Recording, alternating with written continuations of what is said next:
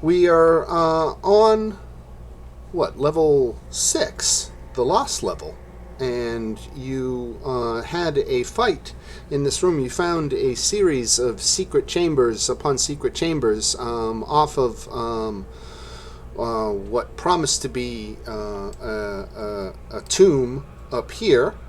Led to another secret room, to another tomb, and finally to this secret chamber that had all these dwarven statues and a mural here.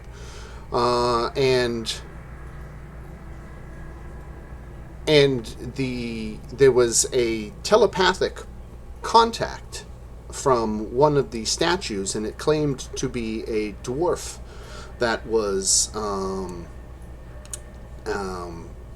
who had pledged his eternal servitude to defending the king's tomb, and he was asking for release from his duties. You acquiesced and agreed to damage the statue in which he was contained, and a demon sprang forth. He had been deceiving you, and he proceeded to go about the room breaking the other statues, freeing other demons, and it turned into a big fight. You had put a charm on this one demon, this Balgora. I think this was a Balgora, right? Yeah. You're And so you killed the other three, and still had this one to deal with. As soon as you attack him, he is going to attack you back. So he doesn't have a ton of hit points left, but he has enough that he could inflict a little bit of damage before, unless you have a clever way of trying to take him out in one shot. I think we should just get into the best tactical setup we can and smack him unless someone's got something really strong to beat at. I think we're all low at spells after that fight. spells, yeah, but you guys all got your 30 hit points for my prayer, right? Yeah.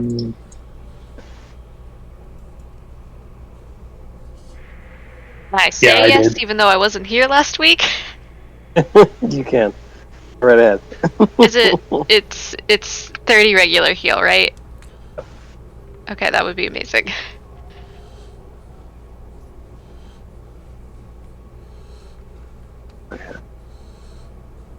I'm almost out of slots all over the place. Well, I was saying, well, I can get on the left of the thing. Either gets on the other side. You guys back up, and we just unleash on it. Okay. Anyone we have get to a than that? Are we in initiative order, or we have to roll again? We are out of initiative. Okay. That's why we can actually go to where we want, set up, and then attack. Okay. Everybody form a circle. We're going to do a dance. That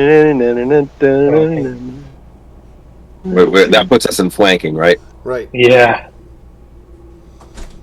If I step up here, would that put me and Luis also in flanking? Right. Yep. But it also puts you in. You're going to get smacked in the face, maybe chance.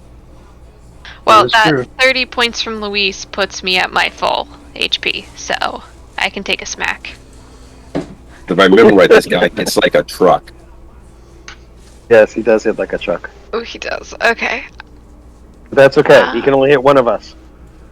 Alright, maybe three of us, I forget. You know I what? don't It's you and Leela. That's enough advantage. I gotta remember, I'm playing Natiko the coward, so she's gotta protect the goods. She's gotta live to tell the tale. Alright, Sloth is Right. not at full. Did you give Sloth the 30 hit healing? Yeah, but he's still down.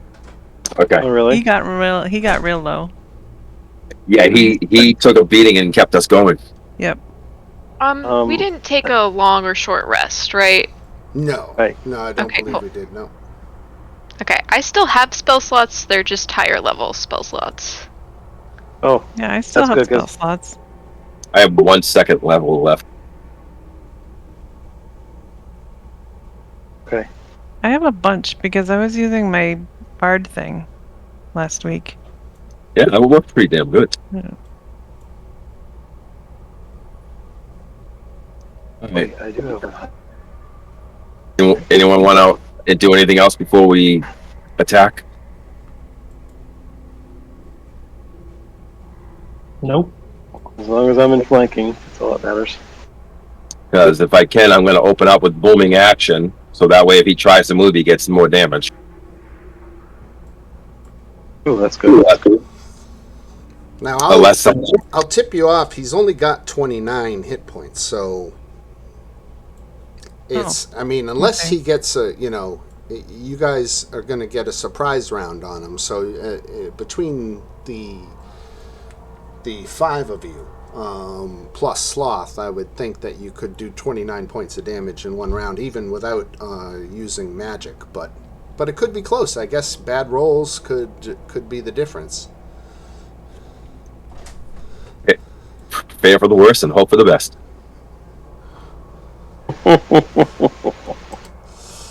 So when All right. you're ready, I guess we can all roll initiative. The first round will be a surprise round on the Balgura, so he won't get to act in the first round.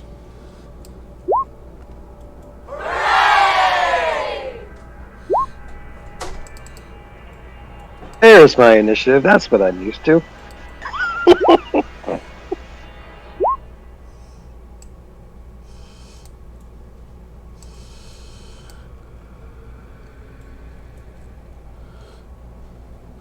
I'm going to have to get a USB headset.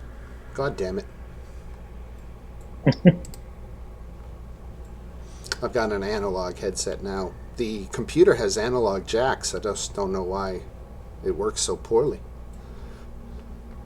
I don't know. I'm using my analog jack right now. How does mine sound? You know what, a second? I'm connecting to the analog jacks on the front of the computer. I wonder if they're on the back. I'm going to take a quick look. Plug it in all the way.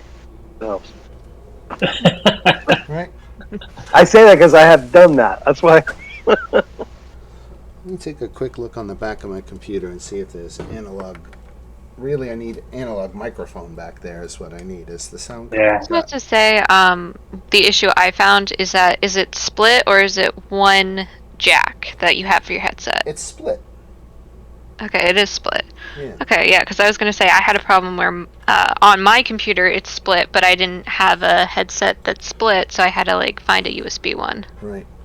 All right, there's some jacks back there. I'm going to unplug, so I'm not going to be able to hear you for a second, but... Actually, it might make a big difference because if I remember right, my computer, the one on the front will take one that's got both, so the front mic is not as good as the back ones. Huh. There's a Windows setting as well where it's, which input for, is preferred over the other kind of thing. Oh yeah, when it asks you if is it a headset, is it a speaker? Yeah.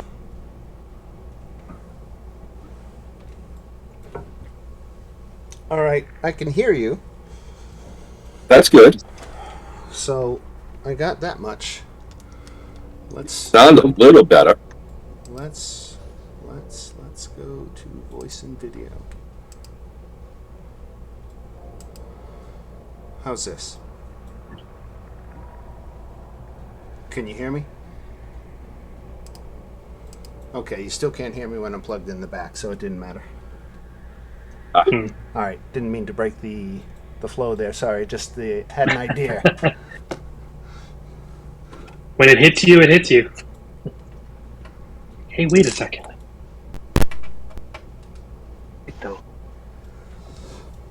All right, so I thought that might work, but oh well. Where were we? All right, so we rolled initiative. But wait, the best part is you were recording all of that. That was great. Right, I know. So Orla, standing back, you get the first action in the surprise round. Oh, right. So he's only got 29. I'll just hit him with a firebolt. Just do your part to whittle him down. Yup. Bam. Ooh. Unbam. Disbam. Not bam. Okay. I like I've rolled kablooey. a natural 20 and I've rolled a natural 1. So, okay. I'm all warmed up now. Right.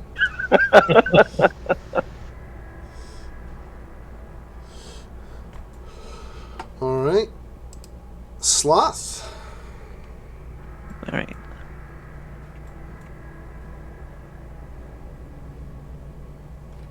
Go get him, Sloth. That's right. 11. And you did it to us again, didn't you? Okay. Good old roll low. All right, Derek.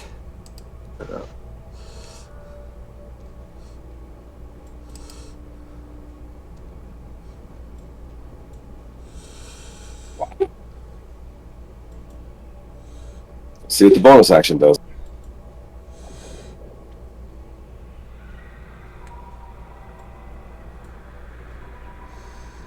That's a little better.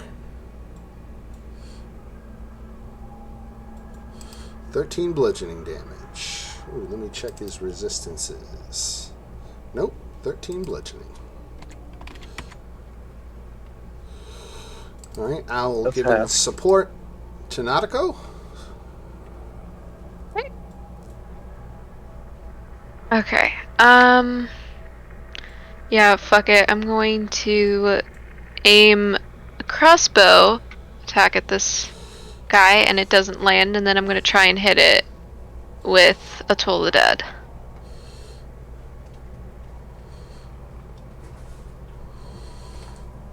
Wisdom save. Okay, so 9 necrotic damage.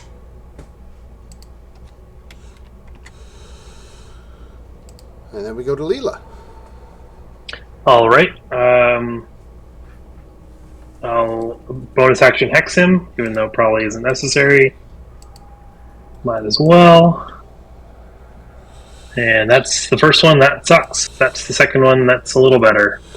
27. 14 almost hit. But 27 definitely does and finishes the job. Hey, ooh. All right. And I do remember that you've already given us experience for him. I literally was was just going to say, I remembered that much. I remember saying that. So we can wipe him off the board. But very good. Made it official. He didn't even get a chance to attack. You guys overwhelmed him before he had a chance to react. All right, so that leaves us here in this room. Let me get the room description here. Exploring level 6.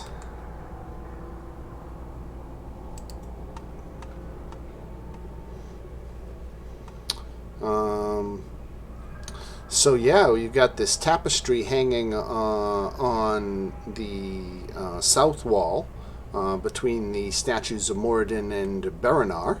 The tapestry depicts King Malair, his adamantine warpick in hand as he battles a purple worm. The tapestry is too moldy and frayed to be worth anything at this point. Can I peek behind it?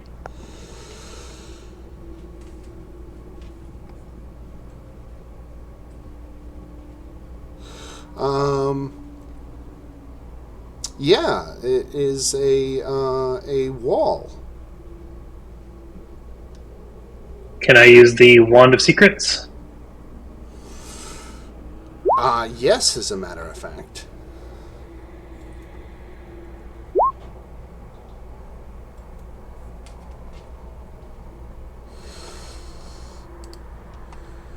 So, I don't... The wand lets you know about any secrets or traps within 30 feet, right? Secret doors or traps 30 feet, yep. Right. So, you are detecting a secret door beyond the wall containing the tapestry. Oh, interesting. Can I cast Detect Magic? Yeah, it's not registering under a detect magic spell. It appears to be a normal wall.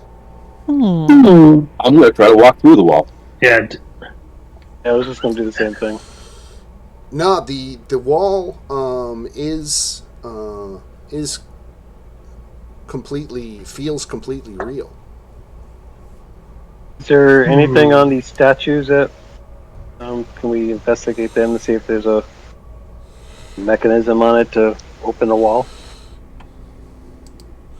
Let me drop Marista in here. I want to take a look at Marista's sheet for a second.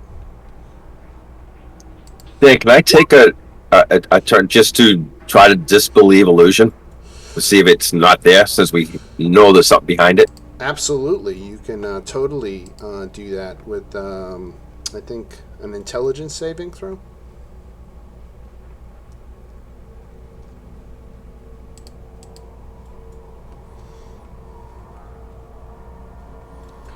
nice.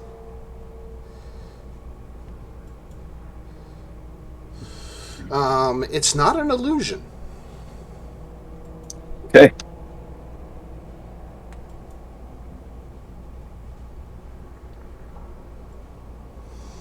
I'm gonna take down the tapestry so I can get a better look at it.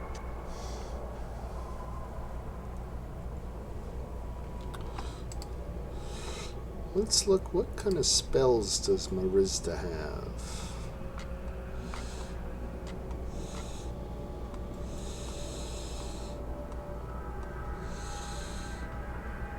She's a druid, so she doesn't have a lot of fantastic stuff. All right.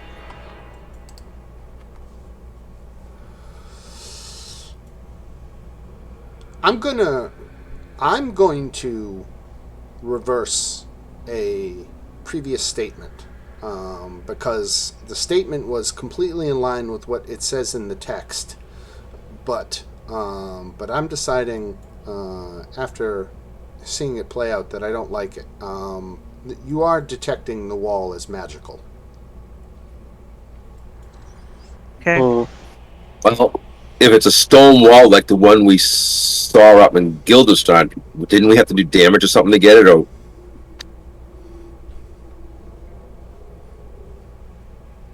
I'm gonna try to hit it. What did the tapestry show him with it doing what with a purple worm? What was his weapon? It was a Adelox? war pick, War pick. right? Did they got a war pick? Nope. I will cast Dispel Magic. Okay, excellent. Why don't you gain inspiration for that? Actually, I'll give okay. inspiration for something in game instead of Ghostbusters references. but excellent. Dispel magic. Use your spellcasting modifier to make a spellcasting attack against it. Okay, what's my spell casting modifier? Oh, +4. Okay.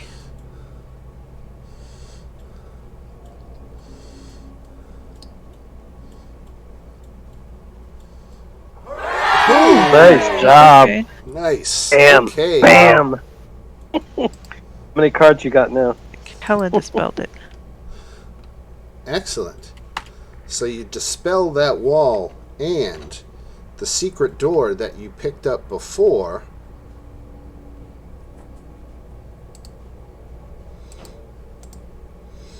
let me throw that to the map layer, is now plainly visible to you.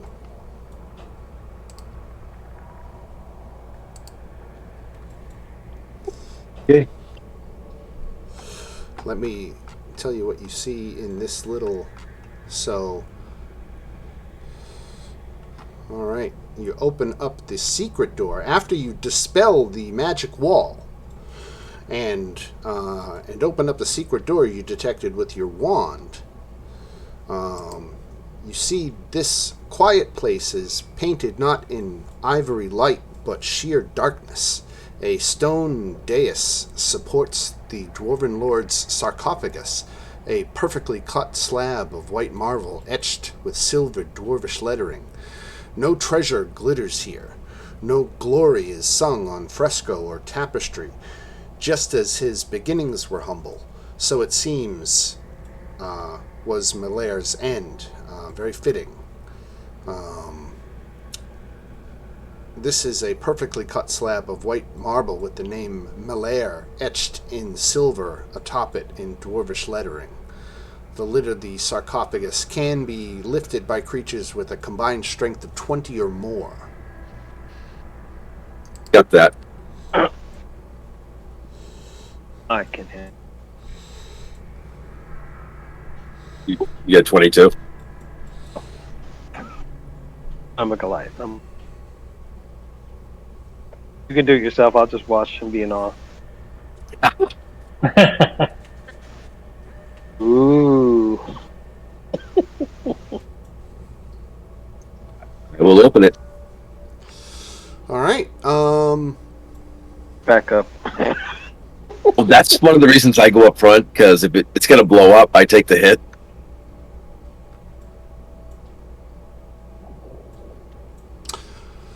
Inside the sarcophagus is the mummified corpse of a dwarf clad in burial robes and clutching an adamantine warpick.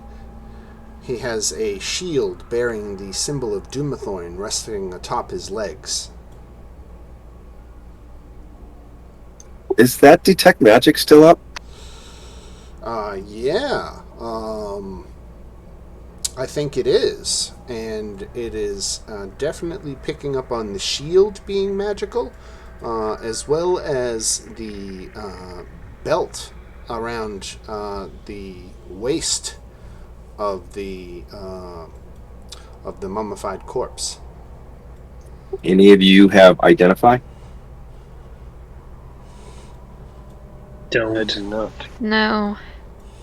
Do we have any scrolls or anything like that? Maybe. Let me check my inventory.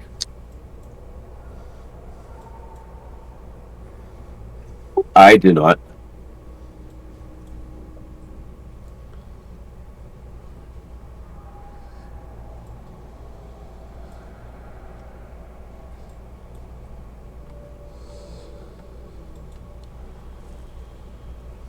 And remember, you are looking for the hand of the king, too. Yeah. So I'm just gonna. We just take his shield. Does he have any hands? Yes, He's holding a pickaxe, right? Yeah, the war pick, right? War pick. I'm gonna take the war pick and his hand. All right. Mummified, right? You sever one of the desiccated hands, and now you have that with you. You also you take the war pick too. Yes. Okay.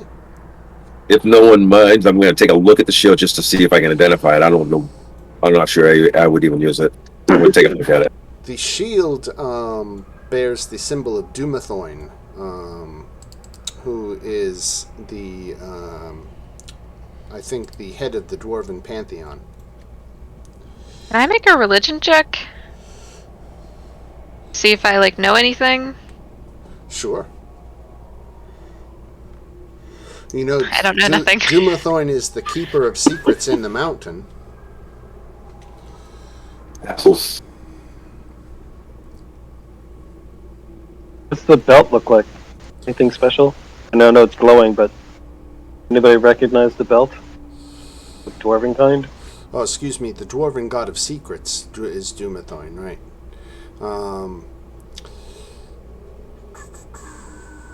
It's a nice looking belt, and it's magical. Nobody wants to try on the belt? Come on. Does anyone need a shield? Nope. I mean, I guess I can take a shield. I don't have one. If you can use one and increase your AC. Yeah, I can use shields. All right. I'm going to hand her the shield. The belt, are there any jewels or gold or silver, or does it sparkle? It's inlaid with dwarven runes. Oh, okay. Can I read them? Wait, I Um, already have a shield. What? When did I get that? Yeah, Rebecca said the same thing a few games ago. Like, what?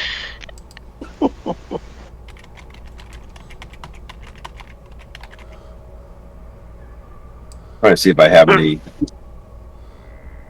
This is a special shield, though, right? So the belt looks. You know what? I said runes, but let me show you this. How about this in the Discord? That's what the belt looks like. Very pretty. Gimli. Ooh, that's nice. That is Probably cool. doesn't fit me, though. You guys want me to try it on to see what it does? I mean, if it does anything, it does. We can just pass it on to whoever needs it.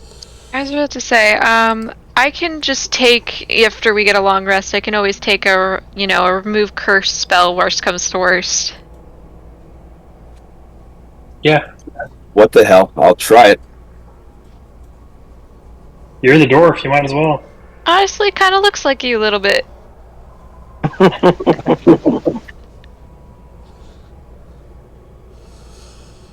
All right. So you want to take the belt? Yeah, I'm gonna put it on and see if I can see if it does anything. All right. First thing I need you to do is make a charisma saving throw. Yeah, that's a bad one. Let's go.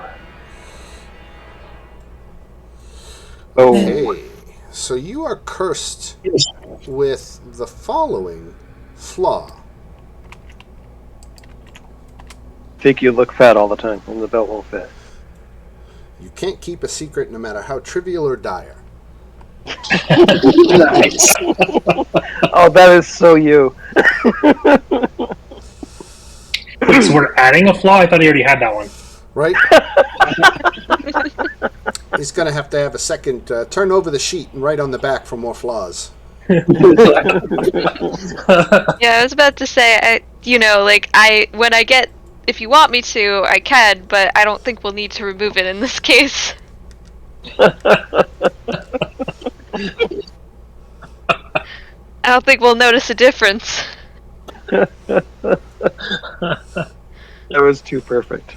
So it says every day at dawn, there's a 50% chance that the character wearing this belt must repeat the saving throw or be cursed with the same flaw. So Yeah, you're not going to bother. Right. So there's chances you could get away with this, but yes, you Okay. can't keep secrets now. So remember that in your negotiations with NPCs. Yeah, but do I really keep secrets when I go up and tell them I just want it? No. No. Right? You do have a tendency to be blunt. All right. Hey, would it stop him if somebody just clamps their hand over his mouth?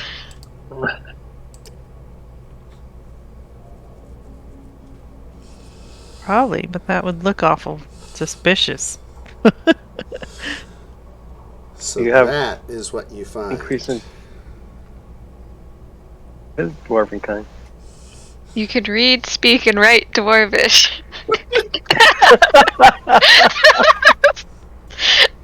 If you aren't a dwarf, you gain the following abilities. Wow. That's actually pretty good for a non-dwarf, though, to get the dark vision. Right? Yeah, it does. I mean, I put it on just to see what it does. I mean, if we want to remove curse, I'll hand it off to someone. Do I have to remove curse to take it off, Dan? It says the spell of remove curse rids you of the flaw. So you still have the flaw even if you take the belt off. Yeah, that doesn't bother me. I was about to say, it just says attuned to the belt, so I guess you can just take it off, you just have to unattune. Oh, it also says you have a 50% chance of growing a full beard. Oh, or I don't having want a it thicker anymore. beard if you put it on. I changed my mind. I don't want it anymore. Don't I want can- it anymore. I mean, the +2 Constitution would be nice, but I already have everything else. So if anyone else wants resistance to poison, an advantage on saving throws, because I have that already. Well, you want it? Does it only bestow its curse once? Because I need to be able to keep secrets. So it seems, if I'm reading this correctly, it is the act of taking the belt off of the corpse that incurs the enmity of Dumathoin. Now that it has been taken, exchanging it to other people, I don't think the curse is carried with it. Oh, yeah, that makes sense. This Yep. is the shield, by the way. The shield that rests with the symbol of Dumathoin resting atop the king's legs.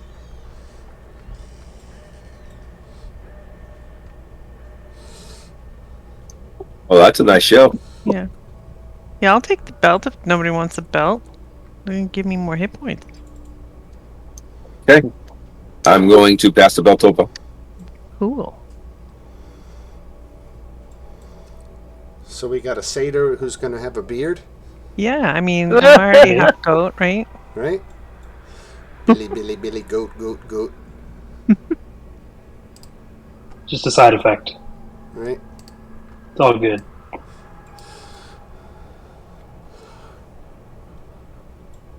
All right, so that is the belt. The shield, the war pick is just a normal war pick, unfortunately. Nothing magical about that.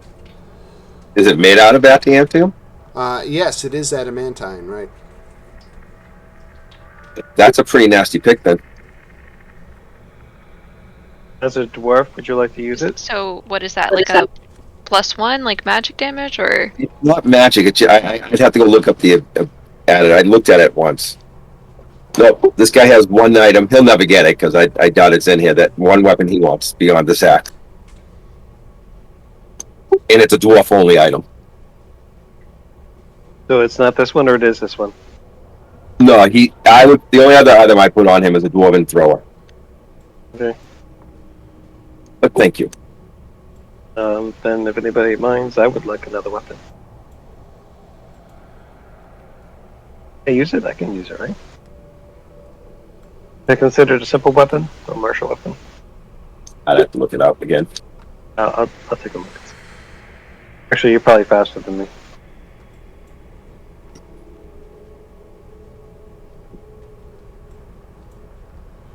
I won't go that far.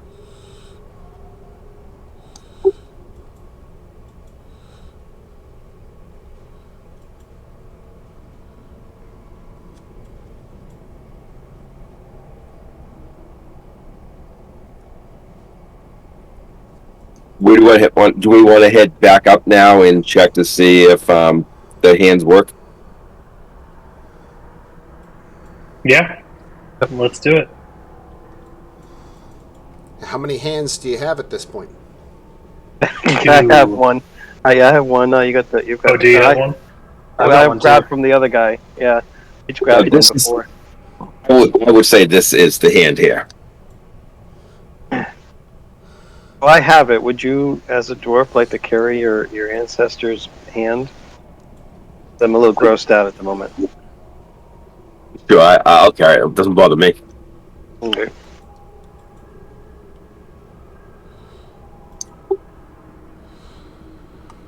All right, so you're backtracking. If you can see my ping over here is where you want to be bringing that hand.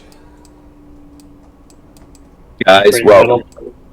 yeah, I think we can go up, go right, and then go up to that hall that goes nowhere. I bet we can cut through somehow. Unless you want to backtrack to be safe. We came up from the south, right? Yeah, we'd have to go back down and around. So I think it will be a long way. You mean go here?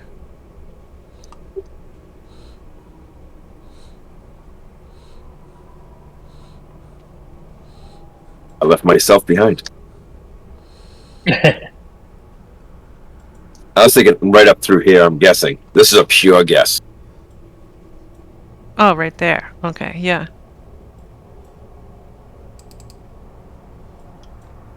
I mean, I could be walking us into another fight too. So I see. Yeah. I see hallways.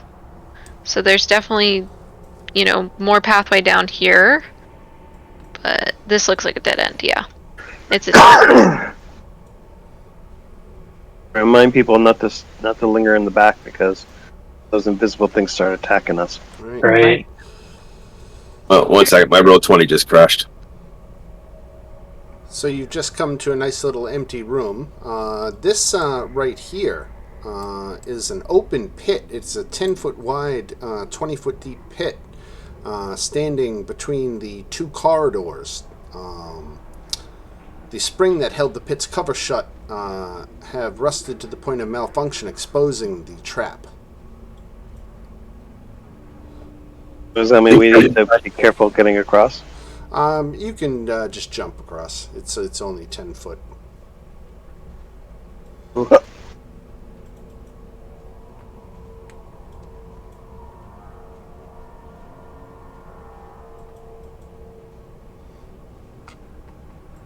Unless you want to try a wand up there.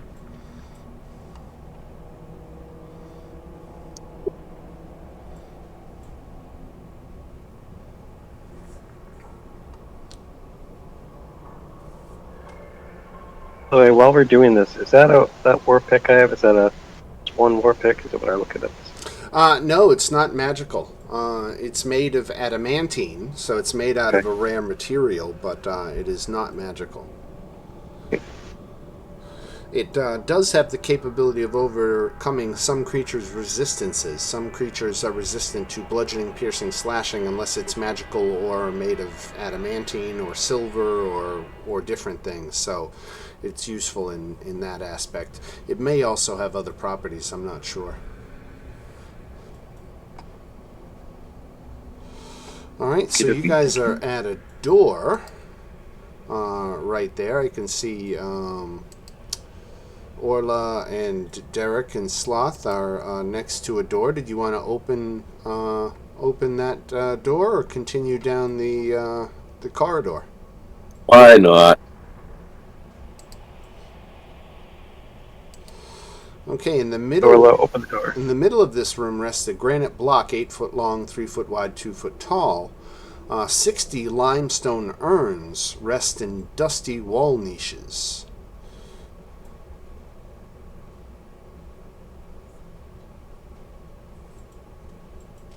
Each limestone urn is sealed with wax.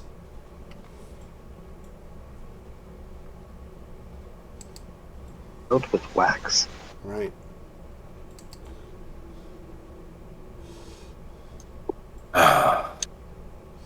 Yes, Derek, go ahead. You want to do it. You want to light it like a candle. Go ahead. I'm going to take a little closer look at one. Make a religion check. Kind of funny.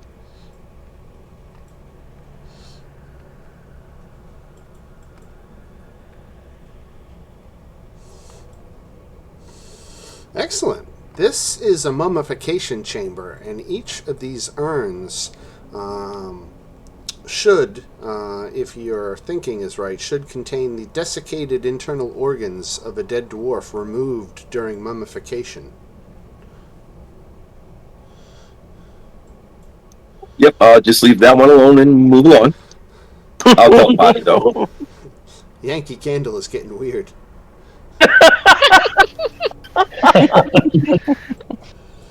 I don't need any innard pie. Dwarf liver. Ooh. As long as it's internal organs. By the way, as we walk Whoa. up, how long does that detect magic stay up for? 10 minutes, right? Where is it? 10 minutes. Yep. And we're getting on the outer limits of that 10 minutes now. Okay. I was just thinking as we're moving around like this.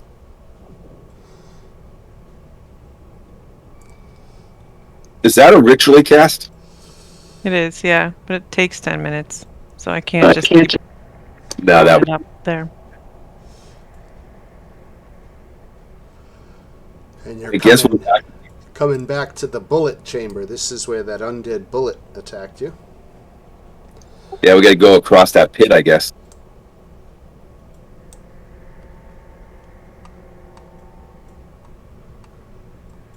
Because everything else we've already done. And you know about this pit already, Yep, I can see that. right? You came We'll wait for through everyone. here.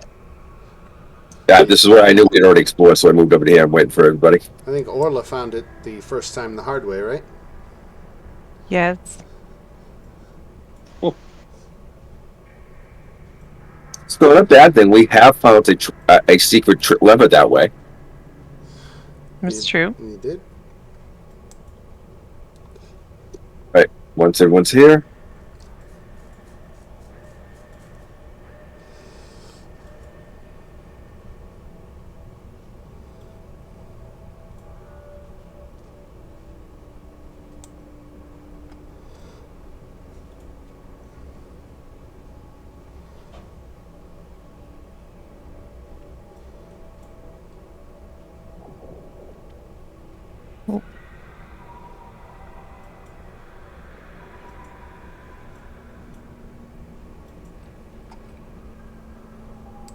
See, we should have just nuked the little dwarven guy and got the bind sight dagger.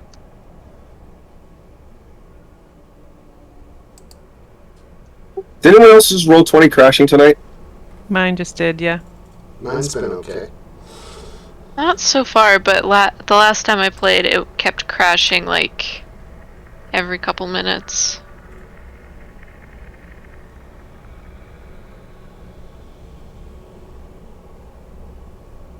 Where are we going?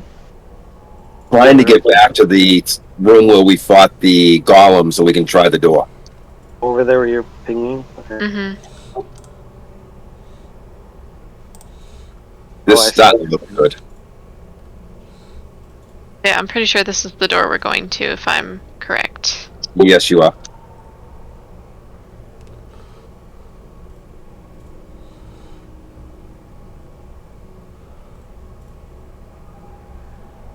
Ah.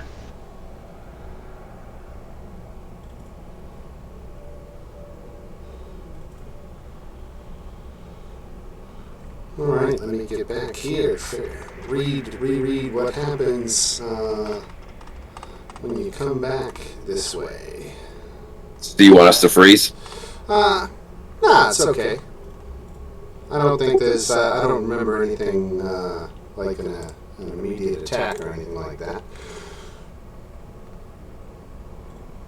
Let's move to the door then.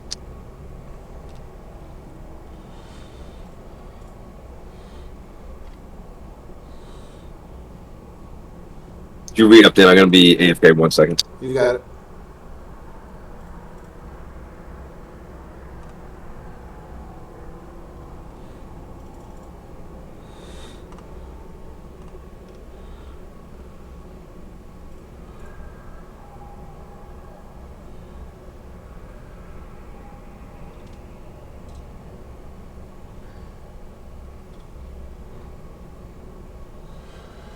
And I'm going to take that opportunity to refill my cup. I'll be right back. Cool. Where's my darling wife?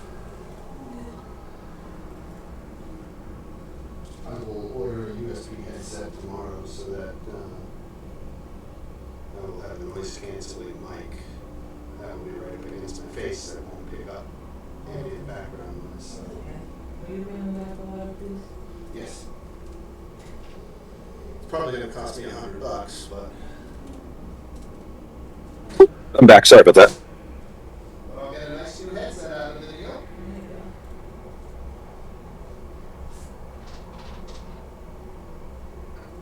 I just muted Dan, so we don't hear his conversations. I guess a good idea.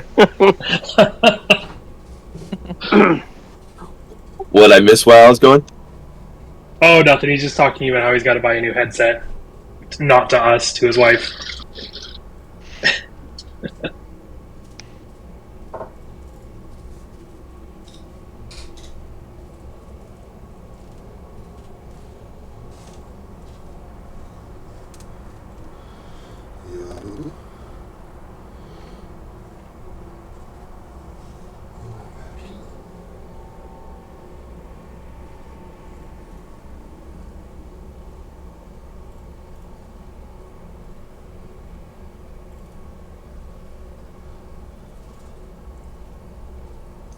there. I laughed when he said a religion check because my guy thinks he's going to become a god. Yeah, that's how cocky he is. Doesn't think he already is. Kind of, sort of, but you know.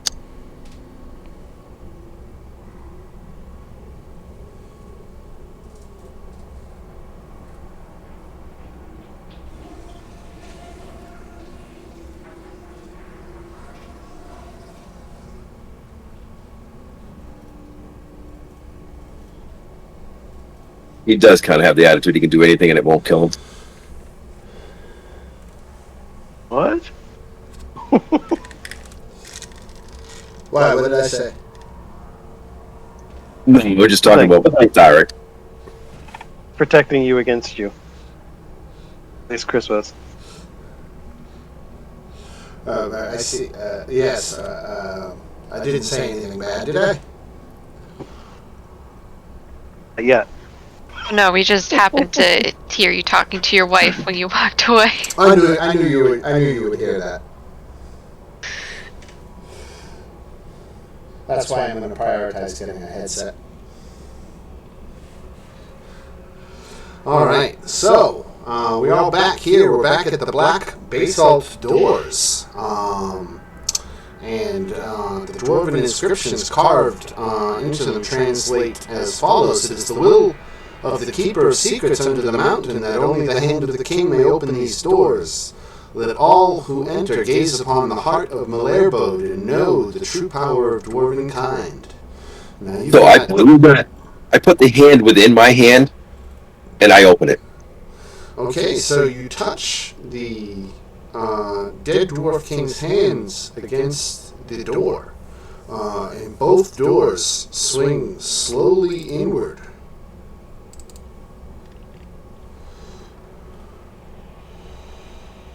Revealing the area beyond. The basalt doors open upon a carved chamber veined with glittering mithril. A tapestry depicting a dwarven kingdom under a mountain hangs from the ceiling. This very place is suffused with power, almost tangible to the hand and sharp to the soul, a power best described not as oppressive, but glorious.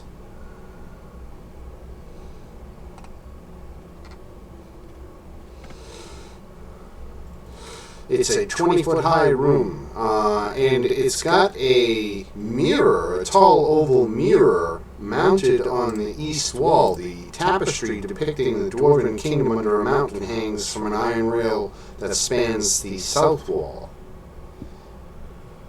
What do you guys want to check out first, the mirror or the tapestry? Somebody should look in the mirror. Now,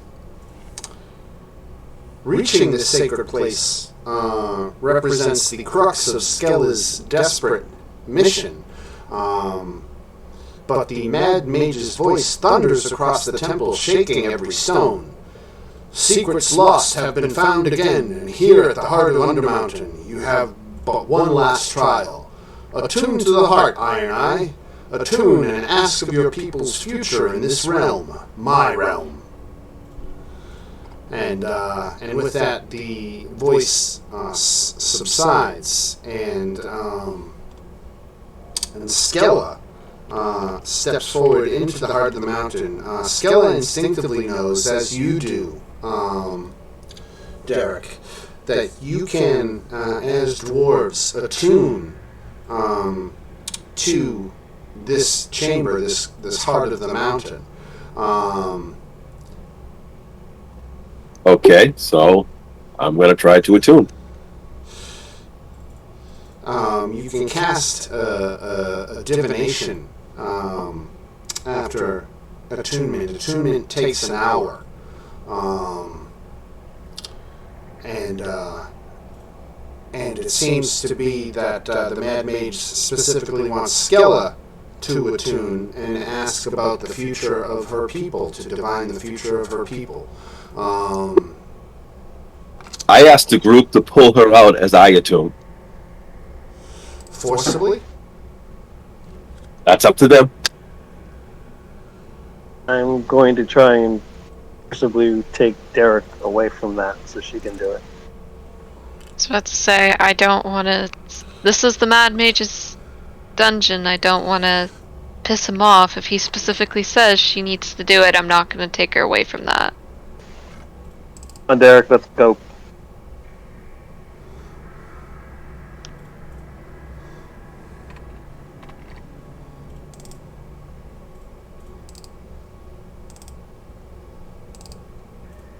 It's Derek reading. Oh no.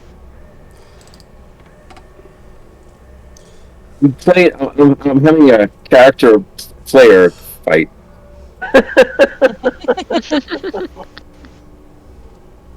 In between what you want to do and what he would do. Yeah. Well, come on, Derek. We'll go over here. I'll come help me. There's will you? no reason that you both can't attune to it. Because I know Derek, and you know him, he would not leave the room. Oh, not to leave. We just have to watch. You're gonna tune second, okay? He's got to go to be the prime guy. That's his personality.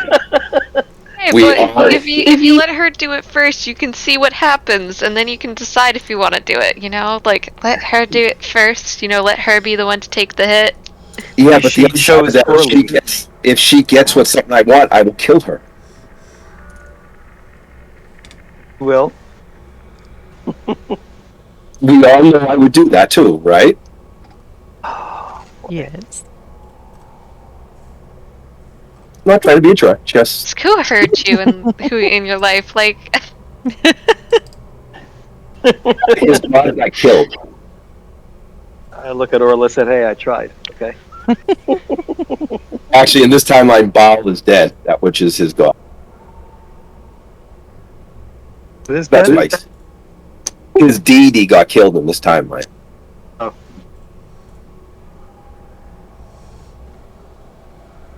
What make you angry? Or are you next in line? He wants to be. If we can give Orla, I wonder if we can trick him to leave the room. Hey, Derek! Somebody out here looking for you. Oh, there's a big monster out there. It looks like it'd be really fun to fight. It's an adult dragon. Oh, the adult dragon, we can't do it, but you can. Oh no, it's about to eat everybody. We have to go save them. So this is play an overriding character.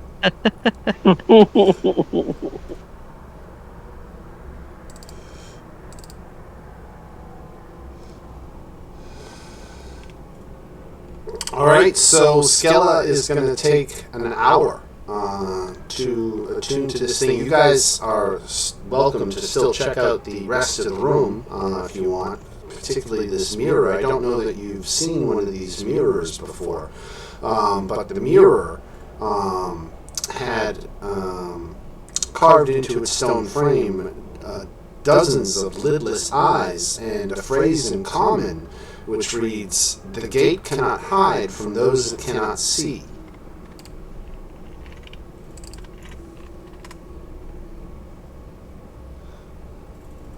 Gate cannot hide from those that cannot.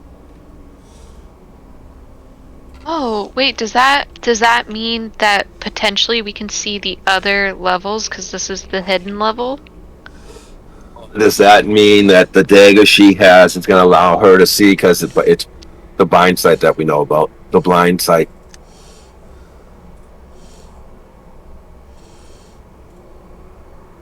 Derek, did you look in the mirror? Yeah, I'll look in the mirror. Oh yeah, I'm gonna also go up. I'm very curious. Can I make an insight check to see if I can figure out what the deal is, or would that be Arcana or Investigation? Why don't you make an investigation? Okay, those are not intelligent skills are not good for me. Anybody else want to give a shot at an investigation? I'm not good at that either. Ooh, Luis pulled one off. So, Luis, you're able to deduce that this is one of Hallister's Undermountain gates. However, it's different than the ones you've seen before. Up to this point, you've only seen arch gates. This is a mirror gate. This is something that you haven't seen before.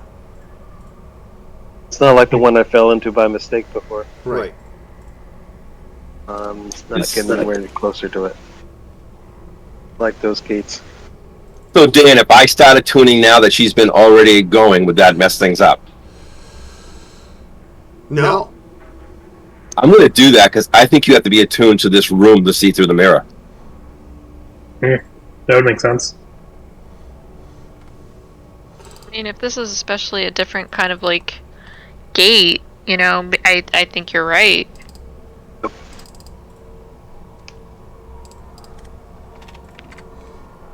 Yeah, this is pretty uncomfortable in here. I think I'm going out in the other room.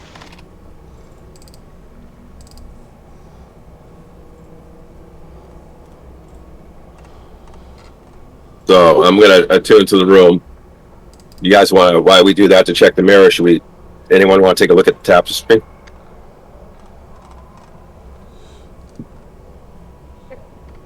That tapestry is.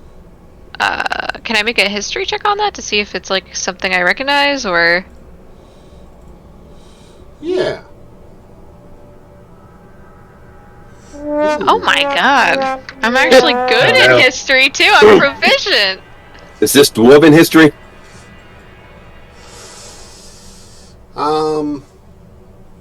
The tapestry depicts a dwarven kingdom under a mountain, so it's a depiction of Malairbode, but you can't really glean anything significant from it. No, I cannot. Anything behind it? Negative. Just solid wall.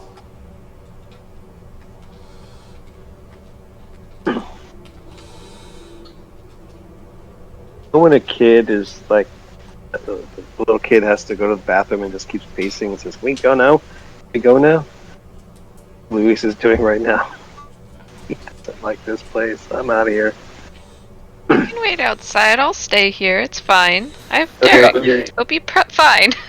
Being the always glass half full person that I am, should we set up in case she goes nuts when she gets the power? Probably not a bad idea.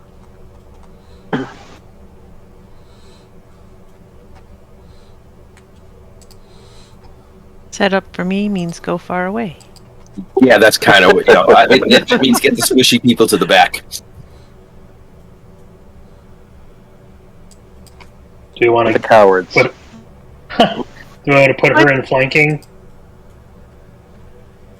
We'll do it subtly, like a couple squares out. Yeah, there you go.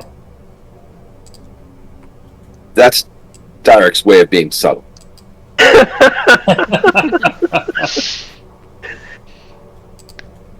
Yeah, I'm just gonna have Natiko just sitting in the doorway, just like, you know, crisscross, just keeping an eye on them, get ready to give a signal to everyone else in case shit goes bad. And we're just gonna wait there. All right. So about 15 minutes goes by.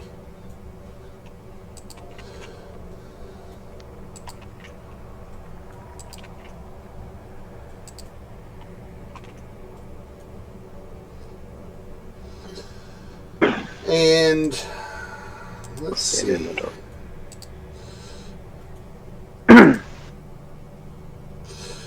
And Derek, you cast see invisibility. How long did that last for? We'll check. 1 hour. All right, so that's expired at this point. I think it's been an hour since that time in game. And Yeah, took a little break after the fight before we fought the big guy. right. So as you're sitting here doing your thing while you're waiting for Skella and Derek to attune to this room, You hear screams and sounds of combat coming from the chamber behind you, from the Temple of Dumathoin.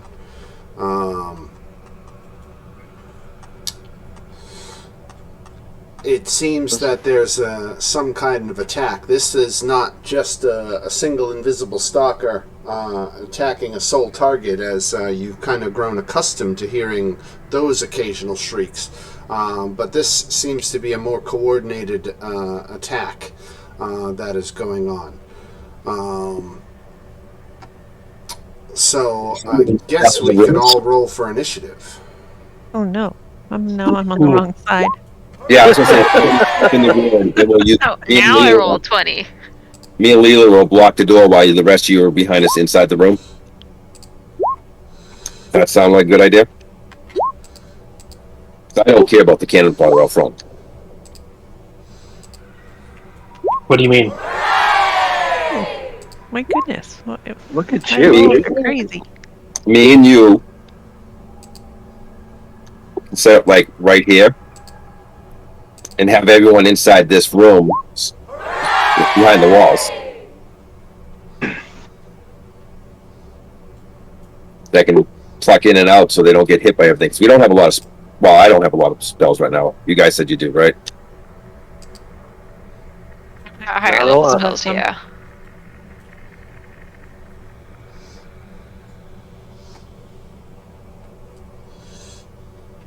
I was about to say, I can cast a Spirit Guardian on the door so you guys don't have to worry about blocking it off.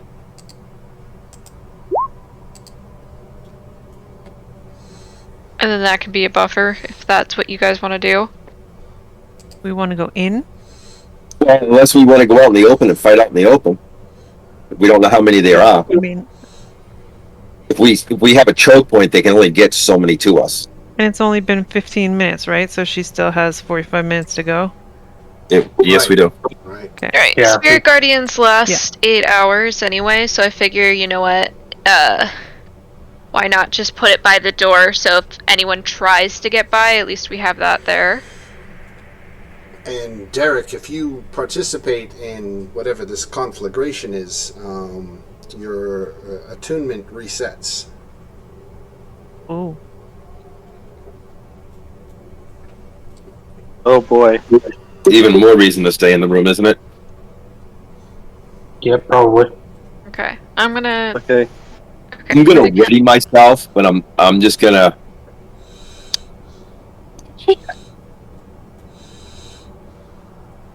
Even if I get hit by someone else,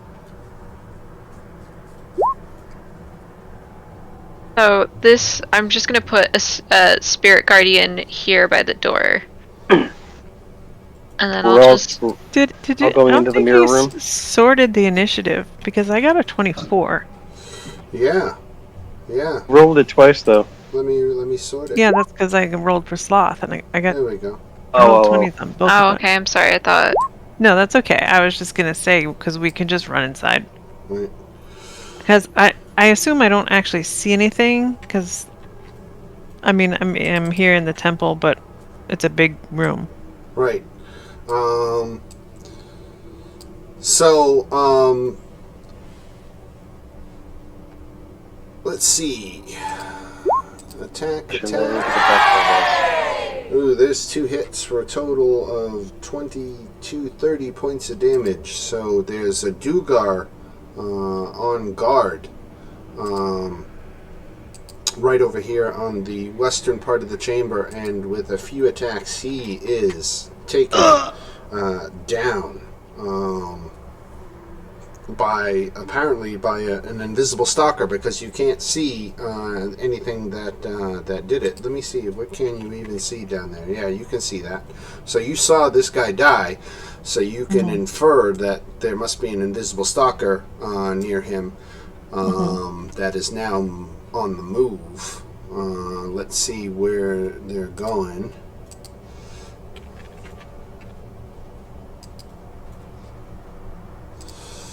Let's see, they're fast buggers.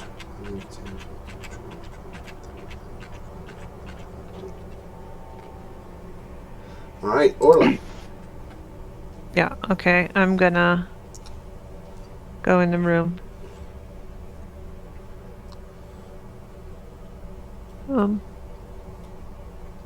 Okay.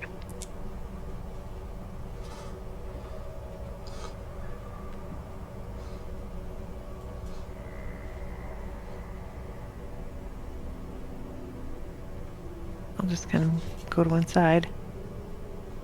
And I don't think there's anyone that I can see to attack. Can I just ready a firebolt in case anyone, Presents themselves. becomes visible? You got it. Sloth gonna fall back as well. Yeah, he's gonna do the same thing, and he'll just hold a crossbow attack. Okay. Falling back into a smaller, secure location where they can't come at you except from one direction. Not a You good. want to move to the side so you're not in line of sight. Yeah, Yeah. I'm gonna move us over here. Okay. I'm gonna take a step back, but like I mentioned before, I will put a spirit guardian like right in front of the door here. So any creature I can hold on. Let me put the spell up to the chat. There we go. So yeah, I'm basically putting up a wall of spiritual guardians that'll just stand in defense. So if somebody tries to cross the door, we don't have to worry. At least we'll have like some sense, even if they're invisible, I believe. Right. Does that include me? This is the blender, right, Chris? Spirit Guardians? Yeah, that's you're standing right there. You have a 15-foot circle, and they take damage every round at the beginning of their round, and they have to make a save or their movement is in half. Right. That is the blender. It says you can designate any number of creatures that you can see to be unaffected by it. So I can say that the owl and Luis will be fine. And your companions in general, right? Yeah, my companions. I use that spell all the time. I love it. That's why I took it. Alright, Spirit Guardians. The blender is up. The Spirit Blender is up. And you got it covering the door. Mm-hmm. So if they try to, they'll take 3d8 radiant damage.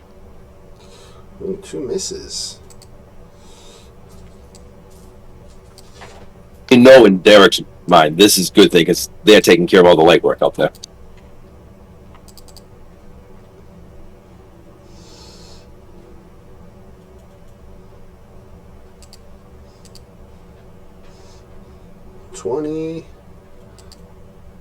And a miss.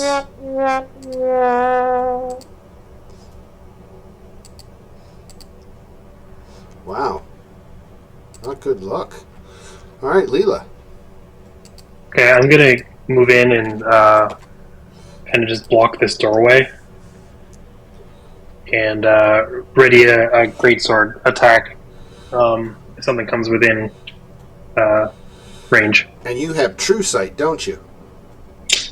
That's right, I do. 120 feet. 120 feet, yeah.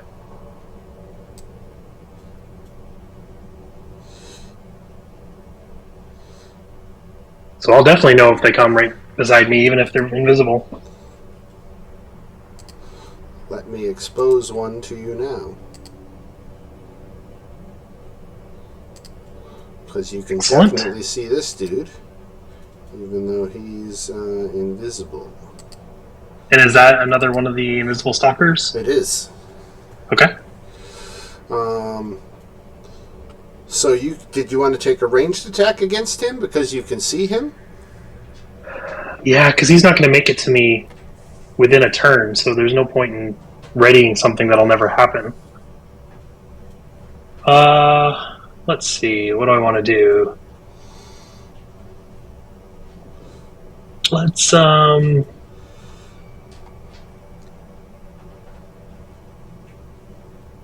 yeah, why not? Let's see. Looking at distance real quick. Yeah, oh, no. He is not within range, so I am going to move a little bit further up. And I'm going to hit him with a level 2 shatter. All right. Ignore the necrotic damage. Made his con save, so that's 11 thunder damage. Yep. Thunder. Alright, and if that is it for Leela, we go to Derek.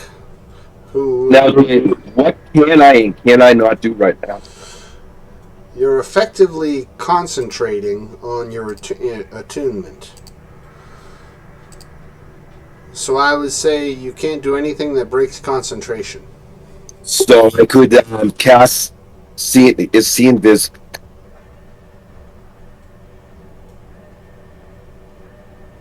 See invis is not concentration, so I can use my last spell for that. I could stand in the doorway and take hits, right? And just have to make the concentration saving throw. Correct.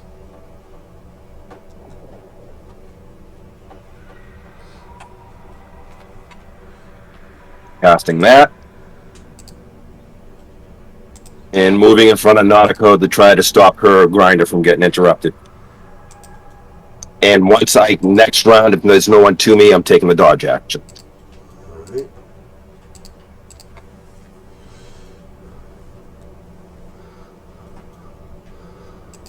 Alright, Luis.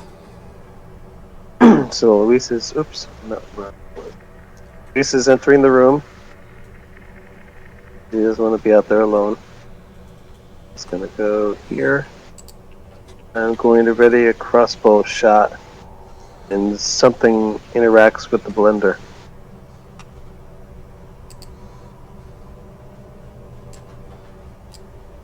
Can I do that? Your crossbow shot will not be affected by the blender. I know, but if I see something interact with the blender, I want to shoot. Oh, I see. Yeah, I'll give you that visual cue. Blender doesn't light him up, right? It does radiant damage, so you could infer that there would be some kind of visual cue. Okay. I would think there'd be a flash. I was about to say, I think it's like actual guardians who are standing there, so they will be attacking something. Right. Some sort of like little creatures or little so they would kind of attack. Okay, I will shoot at whatever it attacks. You know, I never knew how good that spell was when I first took it. Alright, so Luis is readying his action. We got Mr. Owl. Sunny. Let me check one thing.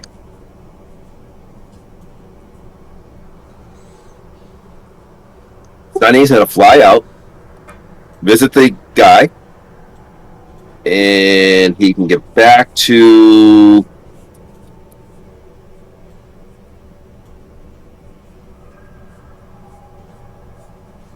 there. And whoever attacks next has the help action. Alright. And we go to this stalker here.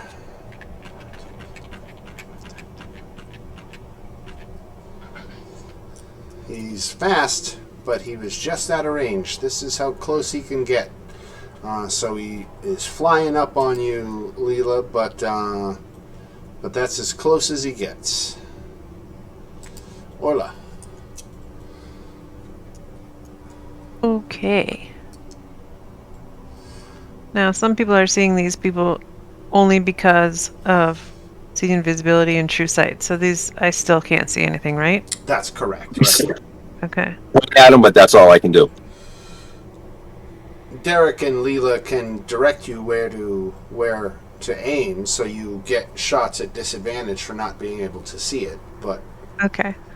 Yeah. I'll just try that. I'll be like, point out where should I shoot? And I'll just. I look just at can't you. roll anything but a 20. Nicely done. That's a disadvantage though, so I guess I don't get the crit. that's correct, right? But I still hit. You still did. 11 points of fire damage to this invisible stalker. And then we go to Sloth.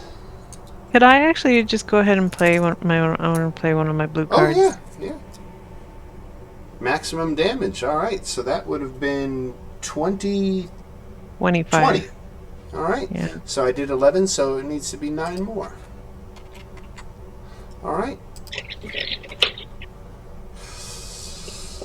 To go on a slight tangent about cards, did you see some of the D&D next playtesting rules?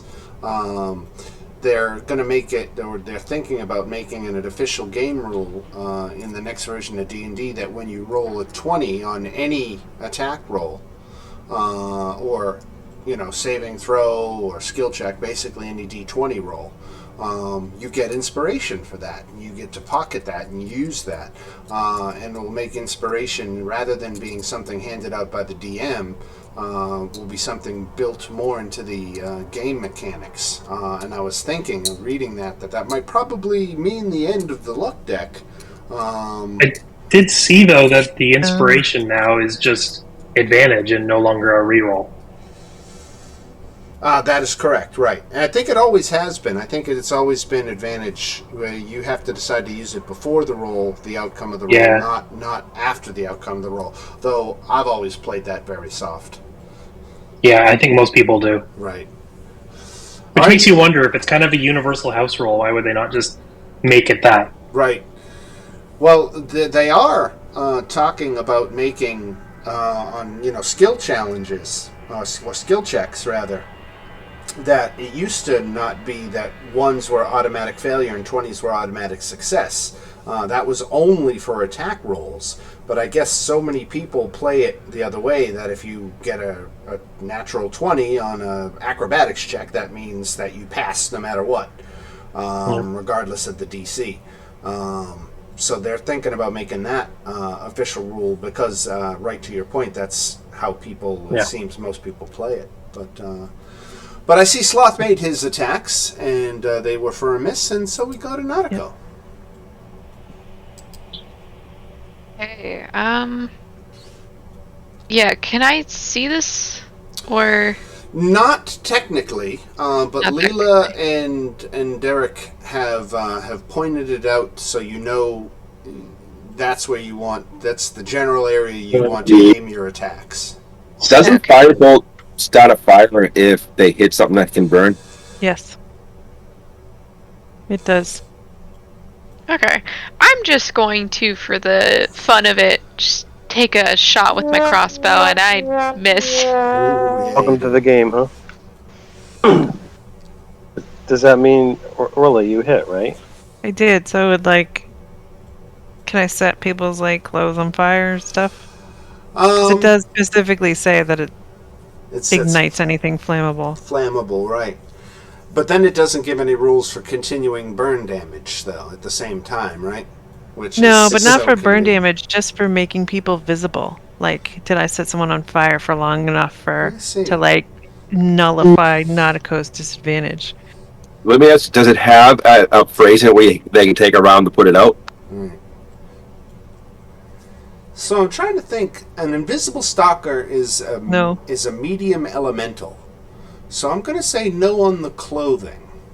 Okay. I'm going to say non-flammable. Generally. Oh, it also says. It says it ignites a flammable object that isn't being worn or carried. So I guess maybe they anticipated this and right. Doesn't work that way. Right. Okay.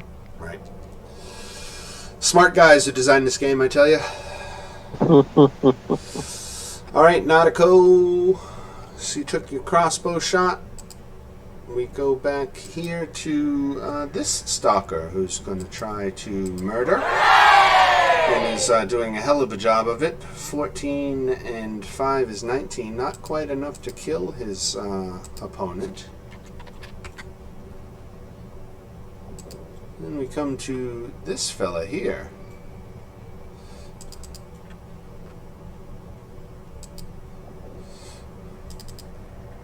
Jesus, Dan. That's big was on your saves.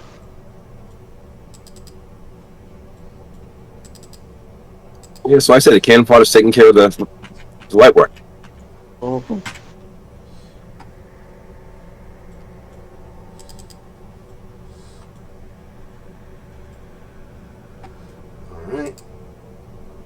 Stalker.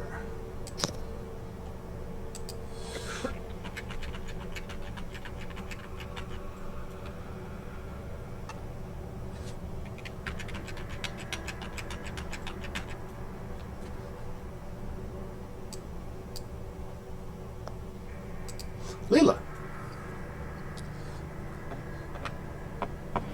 Okay. I might as well move right up then. No, you want to actually back up one to pull him into the grinder.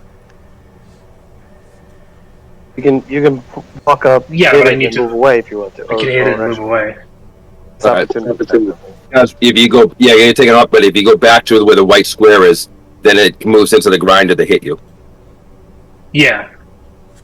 Yeah, that's the plan. So I am going to hex it. And we're going to see 20 or 24 damage. Okay. And second one, Ooh, back. not as much, right? And yeah, I am going to move back and allow for an off attack. Not a very good one at all. Not a good one. No. I guess there. And then we are at Sir Derek.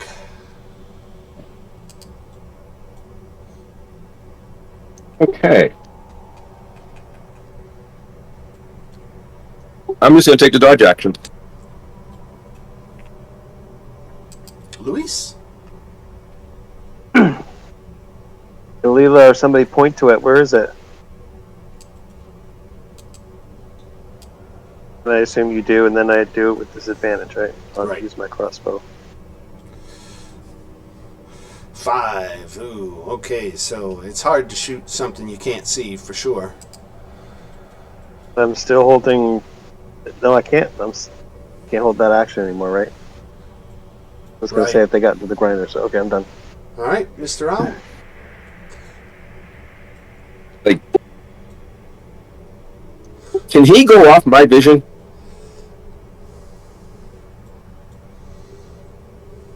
Yeah, I He was can't- just thinking that. He can't see it, right? Right, it just dawned on me when I. Right, yeah, he can't give the help action, I would say. I mean, he could make an attack action against it with disadvantage at your, but I'm going to say he can't give someone else help to attack something he can't see. Yeah, he's not allowed to attack. All right, he's just gonna move into the room safe. All right. The stalker right up front is now stepping into the blender. So that is a wisdom save. It's that 14. they failed, and 14 radiant damage, right? It was 10 radiant damage. 10. Because the DC is 14. Oh, DC 14, damage 10. Got it. All right, so he takes his 10 damage, and now he's going to make his. Let's give one slam attack at each of you. Coming at Derek, and now at Leela. All right, Orla. Okay, they're coming in. Going to back up. Oops. Okay. Not slot. Let go of slot. Okay.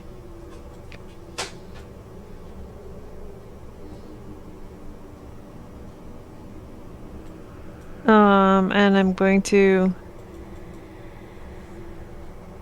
Now, do they still? Do the ones in the blender still have? We still have disadvantage on them too. You can see them enough to target them, but you still have disadvantage on the rolls, right? Okay.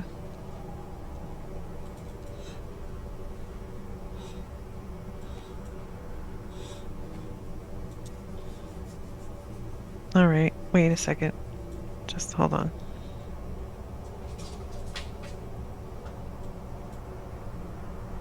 No, I'm not going to do that right now. Okay.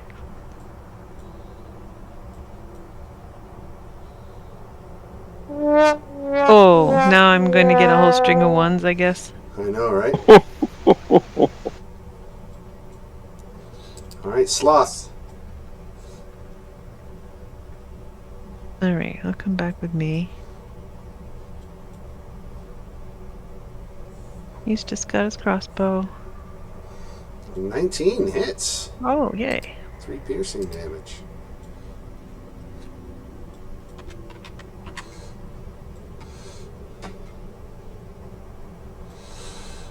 Alright, Nautico. Nautico, you're concentrating on that spirit guardian, so we mark you as Yes, I am. concentrating. Okay. Okay, so I will again just try and make another attack with my crossbow. Oh, it's right at disadvantage. So I mean, I don't think I'll roll lower than a 6, but I'll just. I did. I spoke too soon. Oh no. That's not funny. I'm sorry. I No, I could possibly deserve that. I roll lower than a spoke too 6. soon. And then yeah, I can't do anything else. Alright, I keep thinking I can cast a cantrip as a bonus action, but I can't. never say You, never. you could put out the hammer because it's not concentration. True, but I have. No problem. Just I have 3 spell slots left. no problem.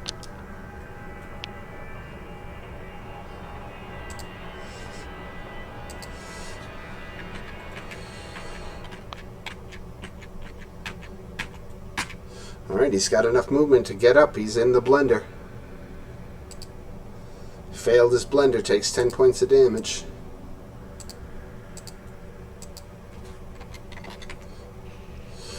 Alright, and here comes the attack. We'll do again one each. Going at Derek. 24 hits. I'm dodging. Oh, right, disadvantage. So that is a miss. And then an attack at Leela. 14 misses. Yep. Alright, Leela. Okay, going after. Actually, the first thing I'm going to do is a maddening hex. So that's 4 psychic on both the target and the guy beside him. Ooh, okay. If you want me to put that up, I can. Well, I trust you. And then I will attack him. Turn that off. That's a miss, and that's better. 12 points of damage. Alright, Derek. Alright, I gotta do what I gotta do. Dodge comes down. Guy straight in front of me.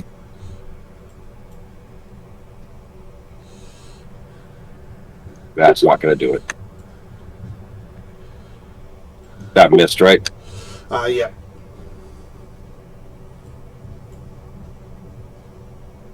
$17 hits. And the guy directly north of you? Yes. Alright, 9 bludgeoning damage. 9 magic bludgeoning damage. Alright, Luis. So I will toll the dead, the one in front of Leela. Is he taking damage? Yes. It has. Brother. 5 necrotic, okay. The owl is sitting this one out, and we're back at our stalker friend, who's going to take Move one back. attack at each. Coming at Derek. Coming at Leela. Leela, I think that's a hit. Yep. 8 points of damage. And then we go to Orla.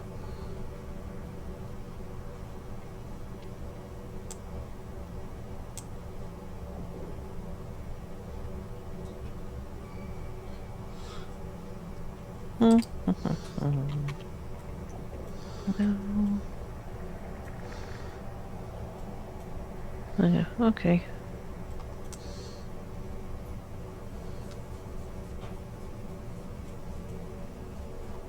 $15? 15 hits. Oh, yay. Okay. And which one was this? I can't see who's hurt more, can I? The one on the right is clearly hurt It's- more. Okay, then the one on the right. All right, 10 points of fire. Oh, I guess, yeah, you couldn't see that, could you? Well, I just happened to pick the one on the right. Just dawned on me why you said you couldn't Happened- see that. Right, because they're Oh, invisible. that's right, because they're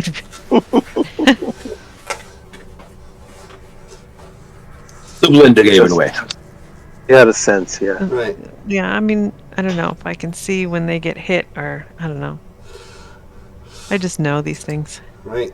It's Satyr's intuition, right? I was You're about to right. say, you're from the Feywild, and you see Yeah. the little Fey creatures I summoned acting up. Exactly. I can see Feywild them. intuition. Right, there's Sloth. Talk about Faye. Do we have fairy fire? I don't.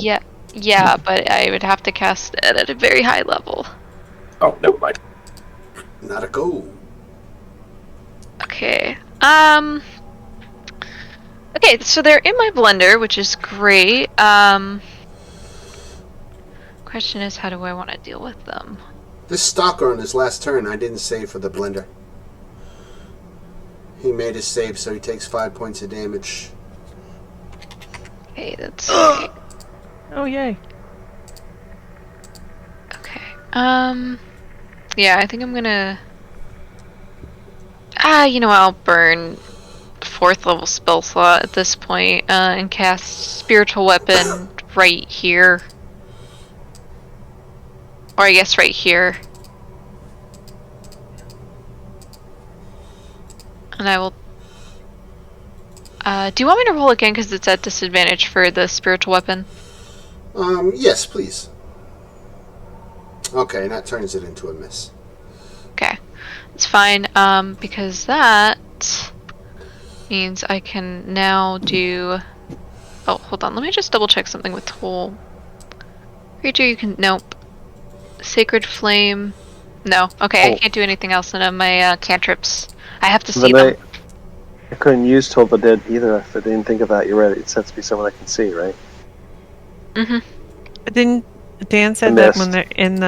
if they're in the blender, you can see them enough Target to them. be able to target them. Okay. Okay, so I can do Toll the Dead? Mm-hmm.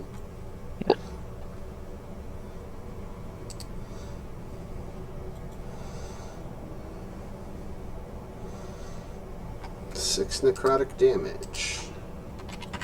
Okay. And we come to this stalker here who's trying to kill this dwarf. And finally does.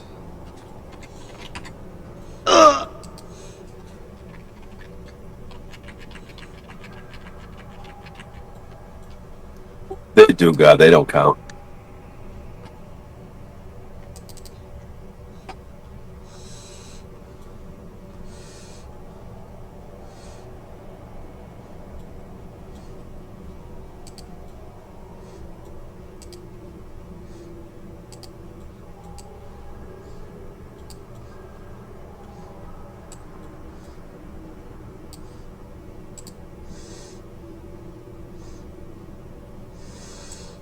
Sunny is safe.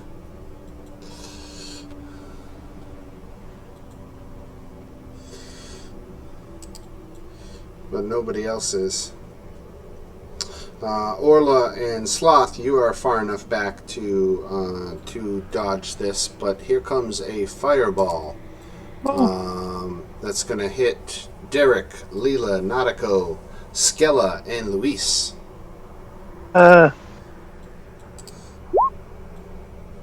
Ooh.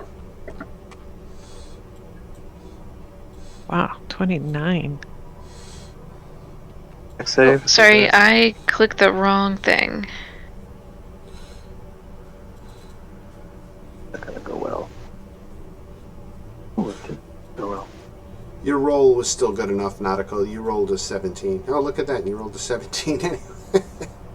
Yeah, I accidentally just clicked my regular dexterity and I was like, oh, nope, it's a saving throw. Right. Okay, some good saves.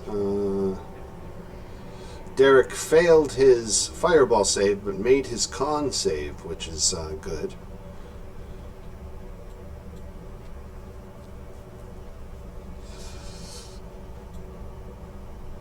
it's only half damage, right? No, I took a full force in the face. No, I'm sorry for the save. You're right. You Right, got it all. 14. If you made the save, only 14 fire damage. Now, who just did that? This was this fella back here. Oh, okay. The Slade, right? Yeah, and he is going to stay back there. The Stalker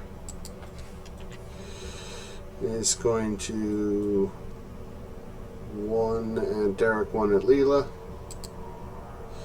Derek 22? Oh, wait. Dodge, right? No, I took an attack last round. Oh, okay.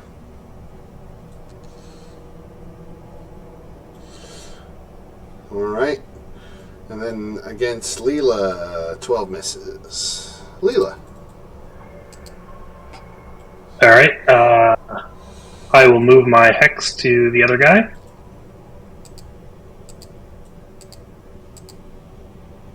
And that's bad. That's better. 27. Alright, nice. That sword does some nice damage. Sure does. Alright. Nice slice by Leela teaches this elemental a thing or two, and we go to Derek.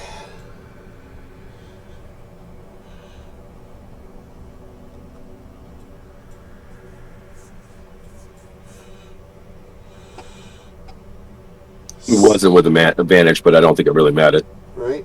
Nope. 20 points of damage. Yep, and then bonus action.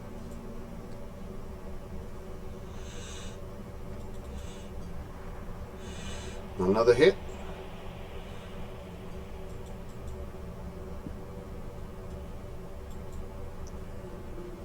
For 11 more. Alright, nice. And, alright, no, I'm going to stay there right now. Luis. So I've got the slot, I might as well use it. I'll do my spiritual weapon too. I'm going to put it right next to Nautico's spiritual weapon. Mine's a mace, though. He wants to hammer time, too. I'm learning at the feet of the master.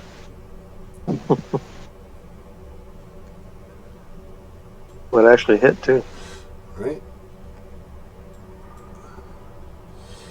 Wait, which one are you attacking? You are at disadvantage if it's invisible.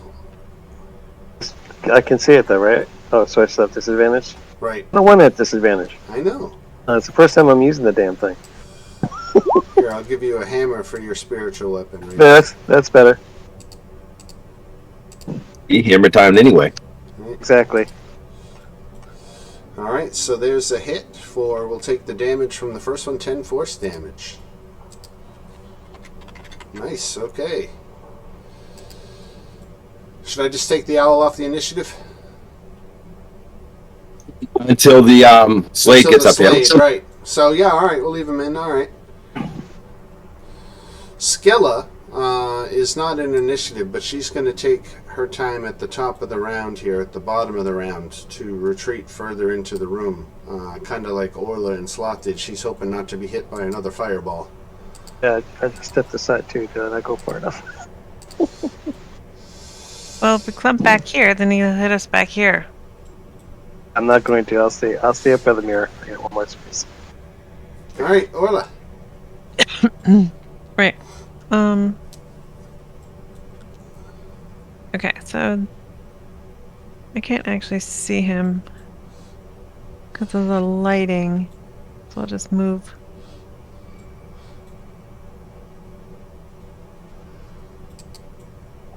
Is it this guy? Is that... What am I seeing? I'm trying to find that...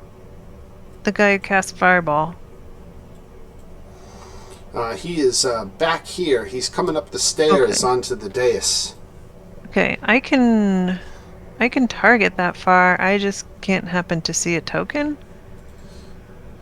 Let me see. Is it invisible? It's probably on the edge of your vision. Oh, yeah. I guess that altar is a dynamic line. Let me see if I can... No?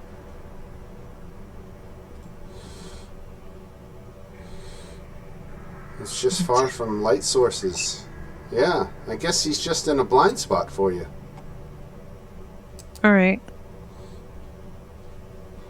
What? But I would be able to see him though, right? Go ahead, just to see if you can see the token. Move yourself Okay. all the way to the other side of the room to see if... Can you see him now? No. I can't can see that one, but Yeah, I I can't can see see that him. I cannot see one here. I can see one there. I can see him now. Oh, I can see Can that. you see him now? When you Just move to the moved right, him up. yes. Yeah, I can see him there. All right, I'm going to move him back one step at a time to his previous location. You can still Yep. see him? Yeah. Yep. Yep. Yep. Yeah. He's starting to fade. Is that a lighting thing? Right, that means he's on the edge Okay. of your vision, right? Okay, so I can't see him anymore. Right. Okay, but would Orla be able to see him? Because I think that the temple, you described the temple as being lit. Yeah. Okay. Yeah. Okay. Then I'm gonna get back here. And I am going to use my circlet of blasting to catch Scorching Ray on him. Ooh, okay. 120 feet.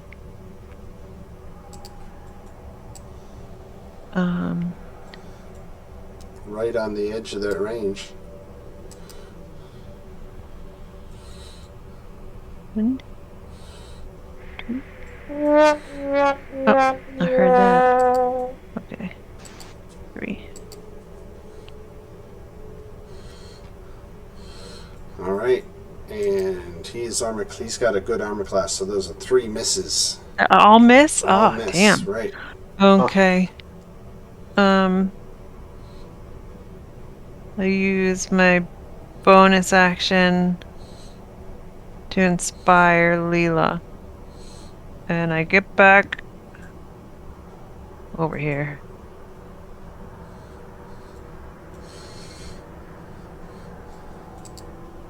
All right, Sloth. Alright, let's see. What is his range? I don't think he can get that far. Oh, it would be a disadvantage. Okay, it's gonna be a disadvantage anyway. He'll shoot for that stalker. Okay, he hits for 3. He's on a run. It's 3 hits in a row for Sloth. And move over next to me. Right, that's it. All right. All right, Nanako. Oh, Sloth missed. I see the 2 rolls were for disadvantage. Got it. Okay. Oh, did he miss? Aw, He did, buddy. Right. Oh, buddy. So we still Too have bad he this never guy. So I'm just gonna, hit him again with the spiritual weapon. Twice. I'm just gonna roll again because it's still at disadvantage. Still hit. Still enough to take him out. Perfect. And Nautico, do you want to think about moving by Sunny to get out of nuke range? Yeah. So, I mean, it hit. Yeah. So I'm gonna definitely move. Yeah. Inside or outside? Should I go? I would stay inside and I'd go stand on top of Sunny. Okay. Yeah. And I guess I'll move my spiritual weapon over here. So, in case... Well, actually, before I move, can I see... I think I can just see this guy. My sight, yeah, I can just see. Oh no, he's invisible. Shit. Never mind. There's the other guy to 10 feet This to the guy- right of him. Is he invisible? I can't see his He's icon. not. He is not invisible. Okay, just weird shadowing. Just can't see his actual token. And he's the Now I can fireball see guy. him. Okay, great. Let me just check the range. Ah, it's 60 feet. Don't. Okay, I still have my movement, so I'm just gonna move here, just in front. I'm just gonna say, excuse me, just excuse me, boys. I gotta take one more step. That's like 20 of my feet.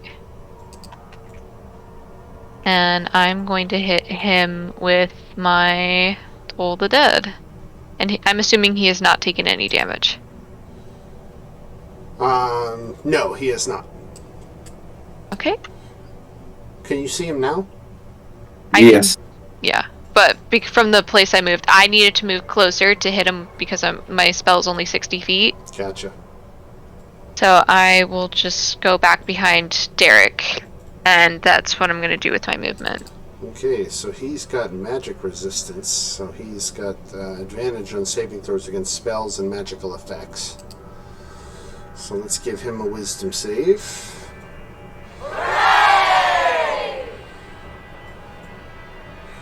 Oh, I remember this guy now. Alright. Then we go to this fella. 1, 2, 3, 4, 5, 6, 7, 8, 9, 10. That's as far as he can make it. Wait, is he technically in... No, he's not. Never mind.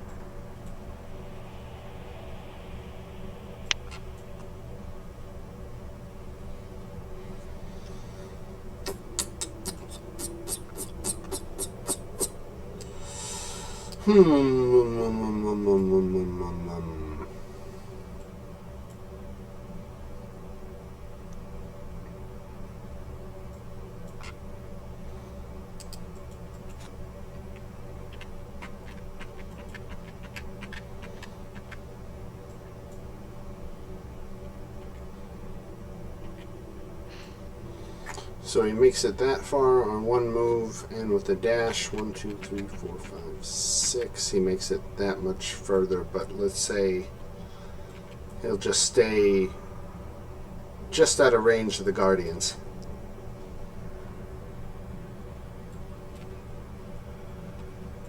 I think he's out of range there, right?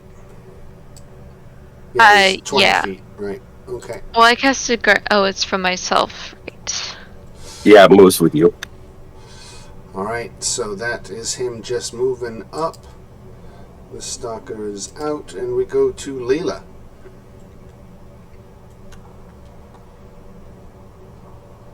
Leela, who is muted and has to find the window to unmute. I'm going to drop a shatter over those two. Okay. Obviously, ignore the 15, so just the 17.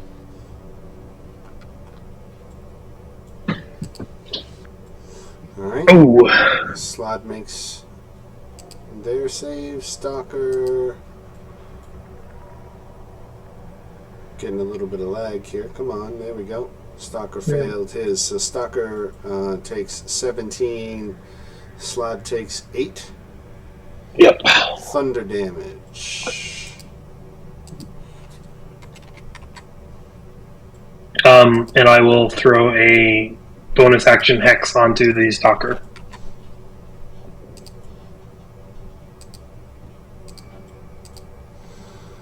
Alright. Derek.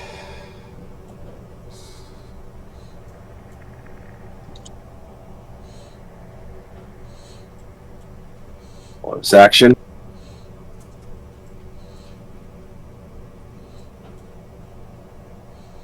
And then I'm going to take the dodge action.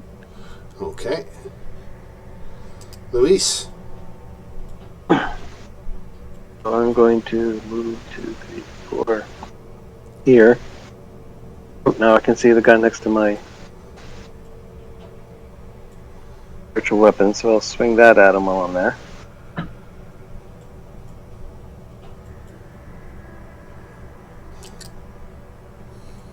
And Probably this didn't hit, is at the what? The slab? Nah, that missed.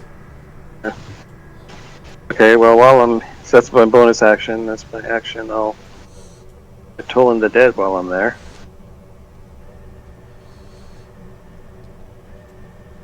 Yeah, it's not taking damage, or I didn't hear the answer. He did. Okay.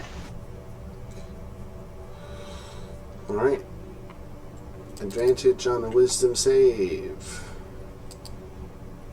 Still failed it. 11 necrotic damage. I'll finish my movement by going and say hi to the owl. Woo-hoo! Since I haven't used this spiritual weapon before, each time I do that as a bonus action, it's another slot, right?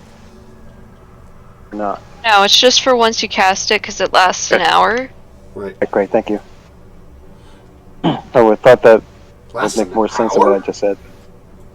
Or Up to 10 no, I'm minutes. sorry, up to 10 minutes. I'm thinking of the wrong spell. Right. 10 minutes is still even a long time. No, it's 1 minute. I am so sorry. I am a bad voice right now. I was on I Spiritual trusted you, Guardians. Rebecca. I trusted you. It's 1 minute, so 10 rounds of combat, but that's why it's so handy though. Right. Okay, I'm done. Alright, so Alright. then we are at Miss Orla. Okay.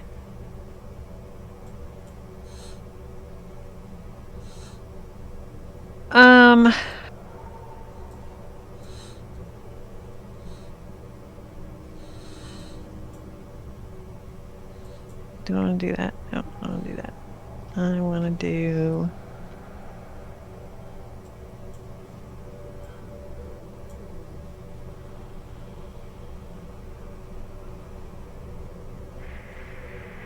Okay, Orla's gonna move up. Whoops, wrong one. Okay. Move up, get close. Wait, does he still have a fireball? Oh, I don't know if he can still do that. Maybe I don't want to get close. Okay.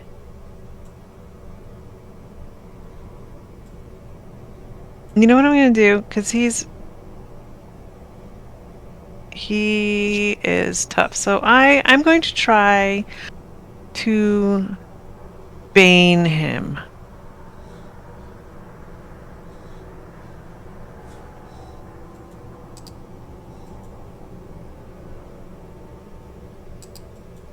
So I do have to move up to cast that, but then I can move back. He is Okay. baned, and you are concentrating on that effect, right? I am now. Yes. Is So that that's an the area effect? Like What? blessing? Is that area effect like blessing?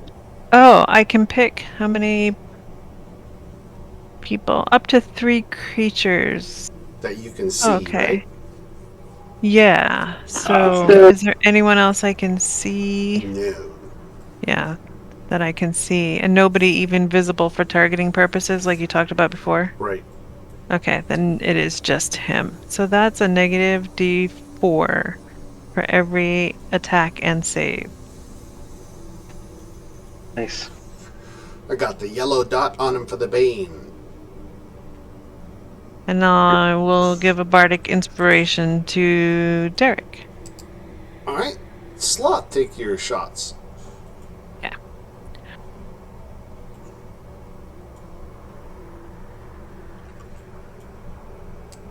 Sloth hits. Now, if he's targeting the slad, he's not at disadvantage. Oh, right, yeah. So he's So- targeting, so he is targeting Slade. And so the slad takes 6 points of piercing damage. Hey. Alright, Sloth. Knuckle. Okay, let's see, my options. I can only see this guy, so I'm gonna take a walk at him with my spiritual weapon. That's not a disadvantage. Can you flank it? Mine? What do you mean? Does it count with spiritual weapons? You can't get flanking with spiritual weapon. You have to have an intelligent ally on the opposite side. I don't know. That's a really smart hammer. I don't know. Right? That would be kind of cool to have spiritual weapons flanking each other. Does a 16 hit? It doesn't. It doesn't. Oh, that's not good. And then I will... Okay, so you said it has advantage against spells, so why don't I take out my crossbow and try and take a shot at it? Oh my god! I need to stop using this crossbow. 3 times it has rolled me a nat 1. Wow. Wow. You do. Orla, I can't read your 2 red cards. What 2 red cards do you have? Oh, what is They it? don't say anything. No, nothing. I have to answer him. He's the DM. It's disadvantage on a skill or attack roll, and until the end of my turn, attacks of opportunity against me are made with advantage. Got it. Alright. So this guy steps forward into the blender. He's got to start by making his wisdom save, right? DC 14. Yep. He made it. Oh my god. So he takes half damage, so that's 5 points of damage. Mm-hmm. Alright. And then he's going to make the slam attacks. Again, one against Derek and one against Leela.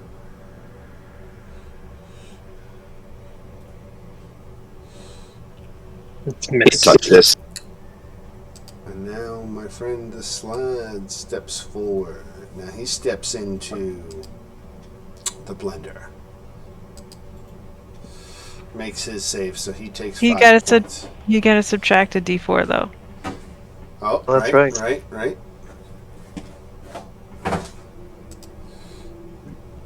So 15. So he still made it. Ah, Alright. Nice try. I mean, even if you rolled a 4, he still would have Oh, just really? made it. it's Yeah, 14. because it's a Oh, 14 okay. DC, Oh. yeah.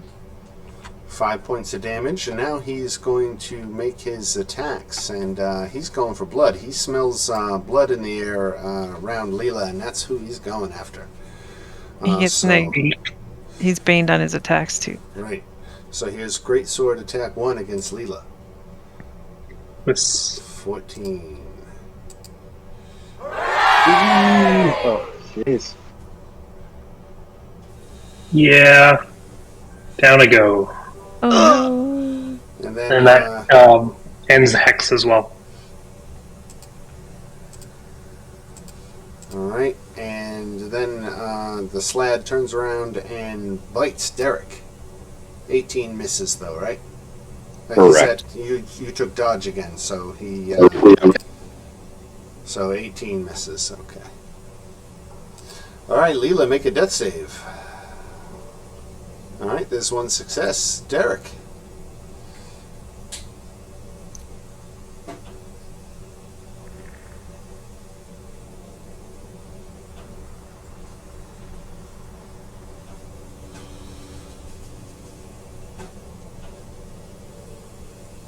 Alright, so Derek is attacking A slad. the Slad, okay.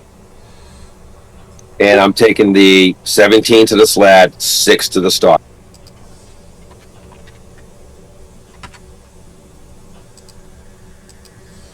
Slad again. I am not at advantage. Alright. Alright, so there is Derek with his action and bonus action. And if there's nothing else, we go to Luis. Do my bonus action with the spiritual weapon. The slide. Did it actually hit? It did. Oh. And I will do my flyby. Hold the dead. Gotta move it up, sorry, hang on.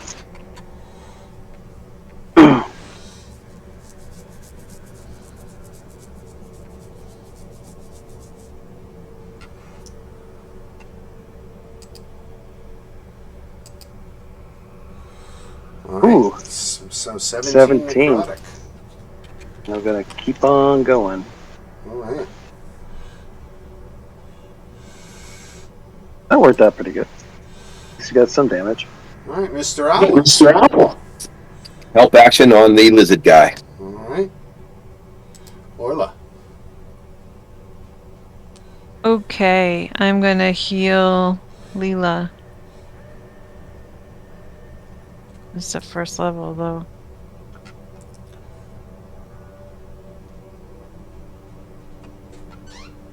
Healing word, 8 to Leela. Hey, a 1 or better accomplishes the same. Yeah. And then, since that's a bonus action, I can firebolt the slod. Can- Nice. Cool.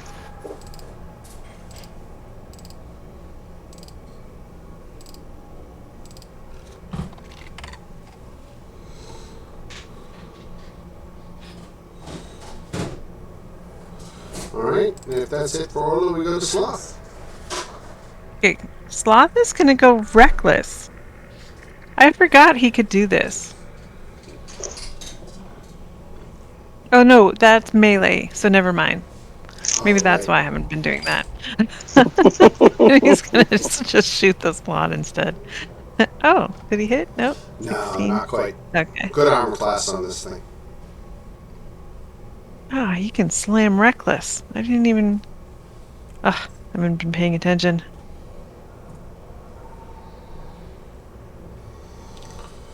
All right. And then we go to Natako. Okay. Yeah, I'm just going to move my spiritual weapon, I guess, over here, and I'm still going to attack this guy who I can see. Okay.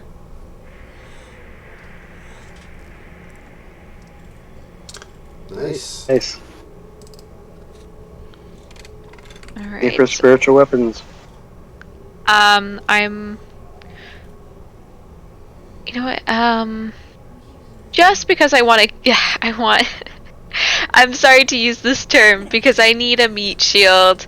I will cast Healing Word on Leela to give her another couple points up against this thing because it's right in her face. Okay. Mass Yay. boss.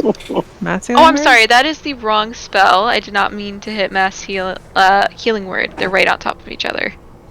Hold on one second. My wife just had a question for me. I'll be right back. What's that? Yep. Here, I'm going to re-roll that. Yeah, that's a Even big better. difference. That's bad. That is Yeah. what I meant to roll, not the. Yeah, I was gonna say you're healing the whole party then. Yeah, that's 12. I mean, I'm up to 20. That's basically an entire hit. Sorry. Much better. Sorry, dude, I'm out of silvery bobs. All good. All right. So some more healing was thrown about. Was there anything else for Natako? I'm going to move her back now that I can. Going to move her over to the owl because I can. Oh no. Your spirit guardians goes with you. Yeah. They have to make the save every time they're. You can stand beside Sonny and hit him. Yeah, I was about to say I can take a step back over here and they'll, I think, still be. 15 feet. Yeah, they'll still be 15 feet. So I'm not in their direct line of sight. But I just want to double check something if they make their save. Okay, no, they just get half damage, but they'll still keep getting damage as long as I have spiritual guardians up. Okay, that's what I wanted to know. Right. All right. So this stalker here has to make his save against the guardians. Makes it. Takes 5 points of damage. The gift that keeps on giving. Slam attack. Now, Leela, you technically are prone, right? Yep. Alright, so he's going to direct both slam attacks. Oh, I've been forgetting that these. Oh no, because you can see them, so they're not at an advantage. Yep. So here comes the slam attack against Derek. Why did I think that advantage should apply? It shouldn't, right? There's no reason advantage should apply. No, I can see him. Right. Alright, 2 slam attacks against Derek. That's the only target right in area. Ooh, I finally hit. Oh wait, dodge, right? Nope, I attacked you last attacked, round. You attacked, okay.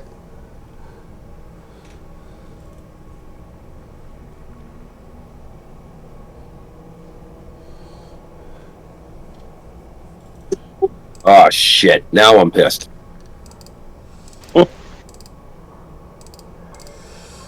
Had to restart your thing, your tuning. Oh yeah, now they upset me.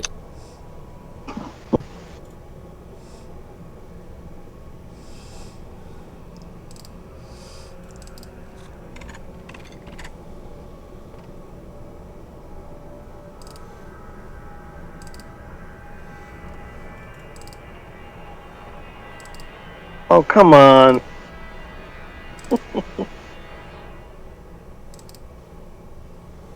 Now, Leela, you're prone, so I don't think you get an op attack. Derek, you get an op attack if you want it as the slab starts to run away. Oh, you know I'm taking it. The spiritual weapon doesn't, right? No. Keep trying.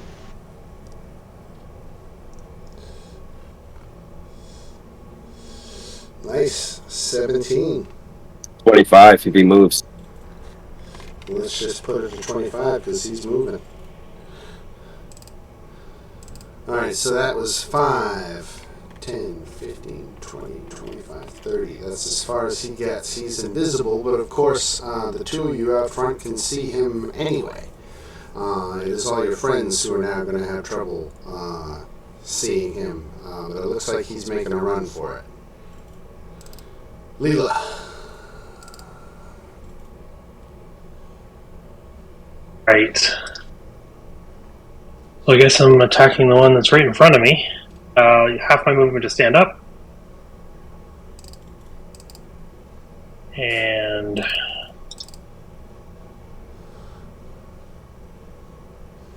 16 hits for 21 damage. and we'll go with another one. I'm going to turn Great Weapon Master off. And that sucks. Derek, what's your red card? I did not even look. I'll look now. If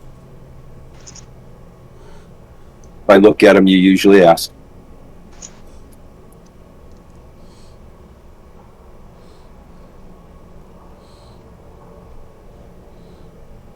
I'd open it.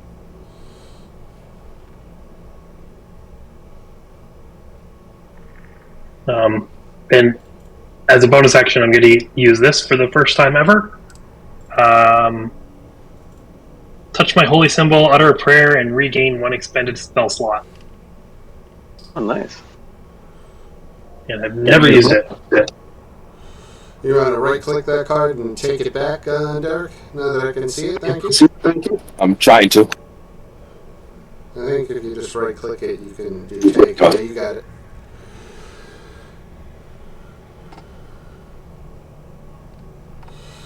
Alright, so there was Leela's attack. Do I lose the bardic inspiration that I was given after I went down? Uh, I don't think so. If you didn't use it. I don't think so. It doesn't. And it doesn't say you do. Just says for 10 minutes. Does that make 16 a hit on the second attack? Yeah, it does. Hey, throw another 12 on him then. Alright. Awesome. Alright, Derek.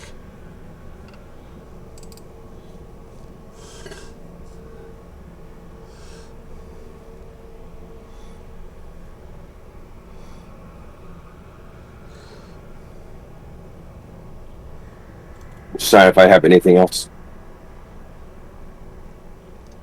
I'm gonna dash to right there.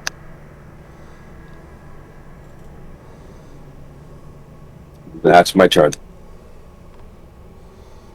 All right, Luis.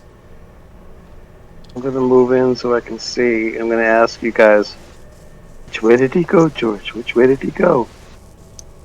Beside me, Point to it. He's beside you. to my right. And if I cast Shatter so I don't hit Derek, 10-foot radius sphere. That's an area effect, so it shouldn't have a disadvantage, right? Correct. Let's do it.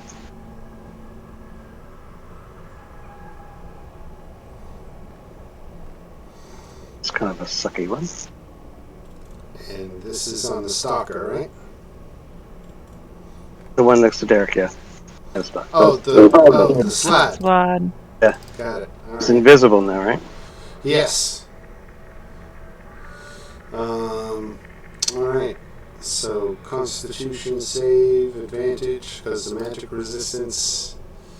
4 points of thunder damage. So such a waste of a third level spell. Does he have to save for concentration on the invis? Ah. Well, that's a good point. I don't know. I'm asking.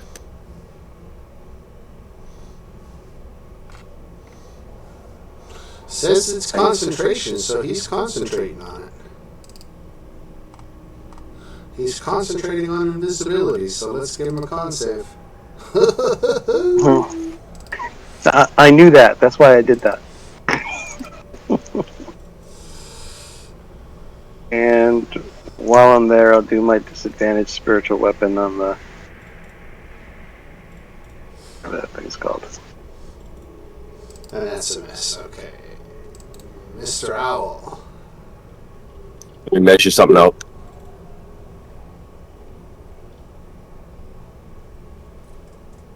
Yep, he's got to go out and do the help action.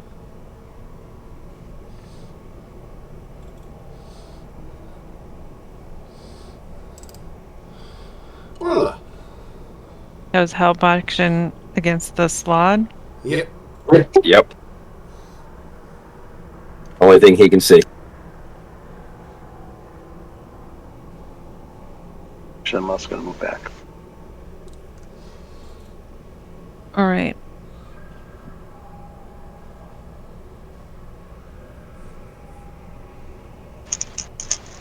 How can I even know?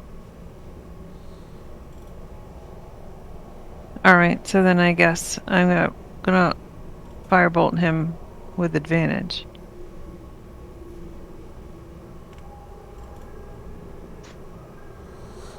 Why advantage? Oh, because of the owl, right? The owl, yeah. Right. Nice. Okay, 13 fire damage. This thing is resistant to fire, so he takes 6. Ah. Bonus action, inspire. Nautico, just inspire everybody. All right, Sloth. Okay.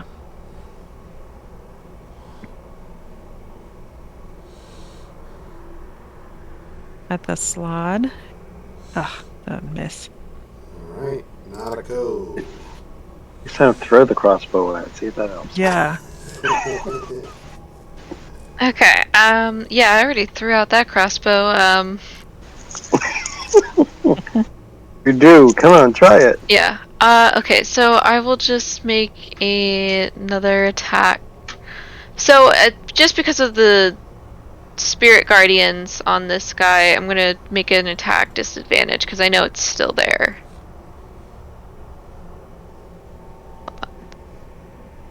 I do. And he's still in your scouting. Mm-hmm. The 16 hit? 16 on the invisible guy. Yes, 8 force Okay. damage. Nice. And then hold on. Oh, that guy, because he's visible now, and I can see him. I'm gonna hit him with maybe not a Toll the Dead, but I'm gonna hit him with Sacred Flame. Sorry, I didn't mean to roll that twice. That's okay. Dexterity save. It's the same thing twice. Failed. 9 radiant damage. Okay.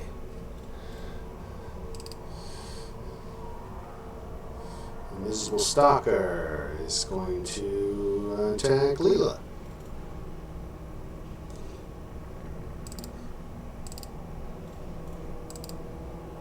"24 hits for 6. Yep. Our gray slab friend, who's starting to regret his choices, is going to take the disengage action. And 1, 2, 3, 4, 5, 6.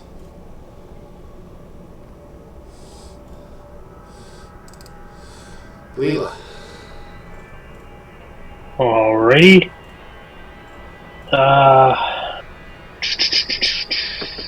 Yeah, I'm just gonna straight attack the one beside me.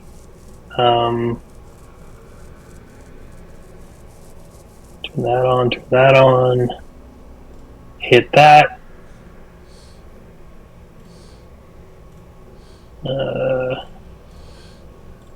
See 16? AC 16? Yeah, that hits. Alright, well, I'm gonna throw that on him too. So 22 becomes 38. Yep. Yay. Excellent. Yay. And then I'll just stay here. That's all for my turn. All right, Derek. I'm going to go left a little bit and then loop around in front of him.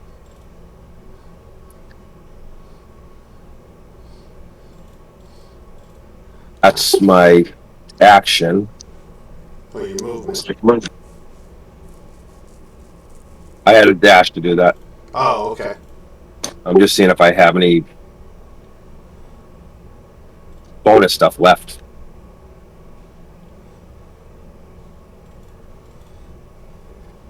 Nope, I am out of options. All right, Luis.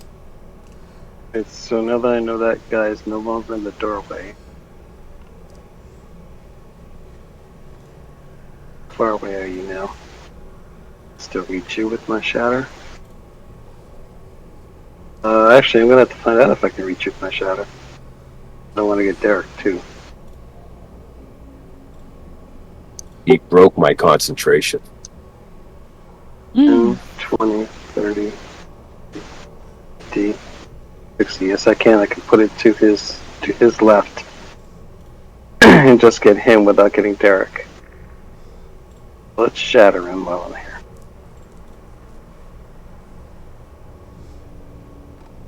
Do better this time. Oh, I did much better this time. Yeah. All right, Taking so 13. Constitution save for the Slad. He makes it, so he takes 14.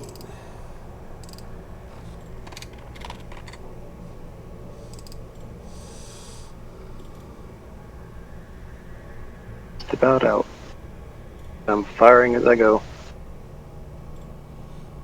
I'm just trying to block him in so you guys can.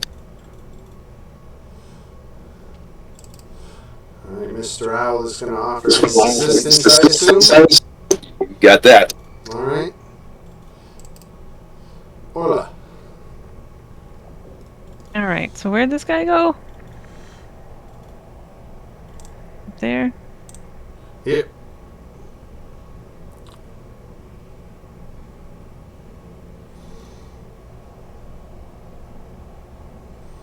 I want to cast Dissonant Whispers on him because that'll just make him run away. I'm gonna kill him, not let him run away. Okay. So I can't do that. Then I guess I just firebolt him again.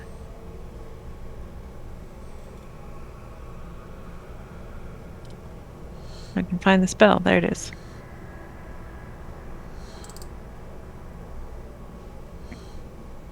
So that's 18, right? Mm-hmm. Which hits. But let's play that red card that you have. It says disadvantage on an attack roll. So that makes it 13. Oh man. Can I counter that with my inspiration and say, no, it's not, it's 18? Yes, but you still get to play your red card and get rid of your red card. Okay. Where is that? Oh, there it is. Okay. That was a double touche right there. 14 fire damage. And down he goes. Yay. Hey. He was trying to get away. You guys did not let him get away. I go back in the room to stop my attunement. I look at her so weak and shake my head and just start it.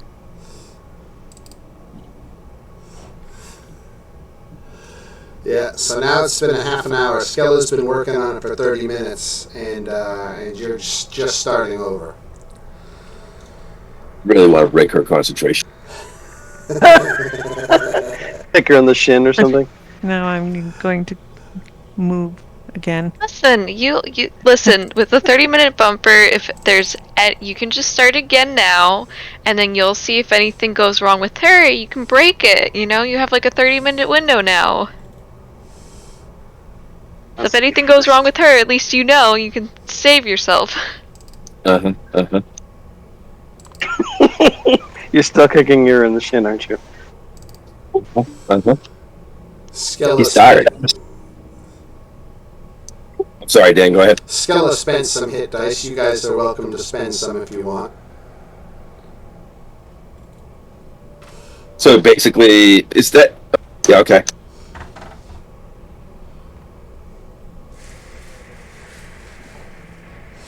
Let me see here what the XP reward is. So that is 6,900, 11,900 divided amongst 6. Let's call it 2,000 even each.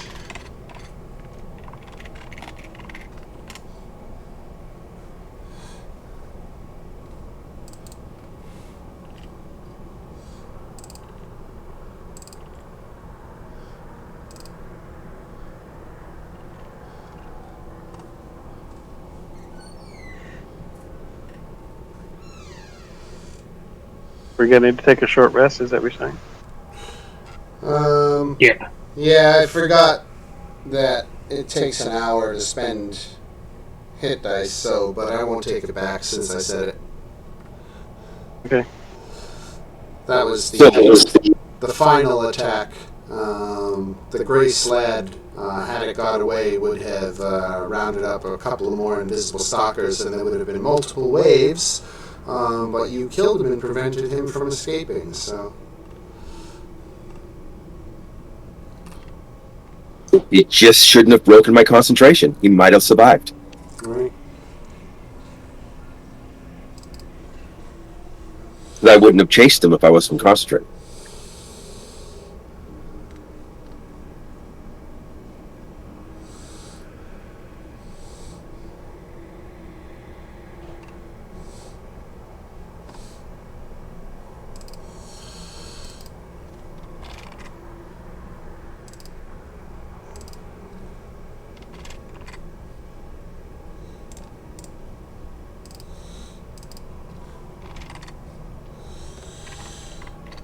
Alright, so short rest. Everybody is short rested up.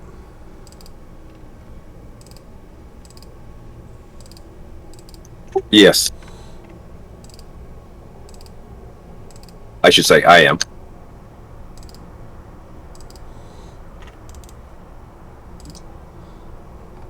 Yep. As much as I can. I only had 4 hit dice left. I'm good. Yeah, I'm out now too. Alright. So, so with the attunement complete,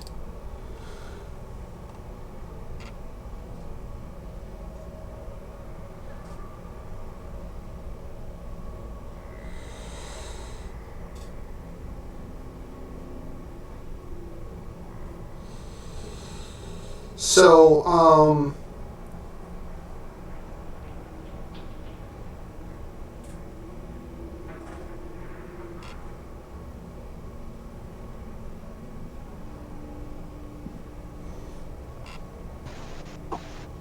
ooh. So here's something. Creatures that finish a short or long rest in this chamber absorb some of the strength of the mountain around them and gain 10 temporary hit points, or 20 temporary hit points if the creature is a dwarf. Wow. All right, that's cool.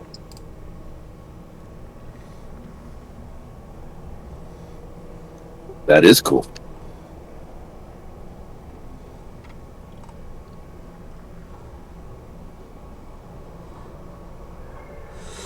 So Skella, upon finishing her attunement, asks divination, "What fate awaits my people?" And you don't see the vision that she receives, but she closes her eyes and, well, you can't see the details. She doesn't seem pleased.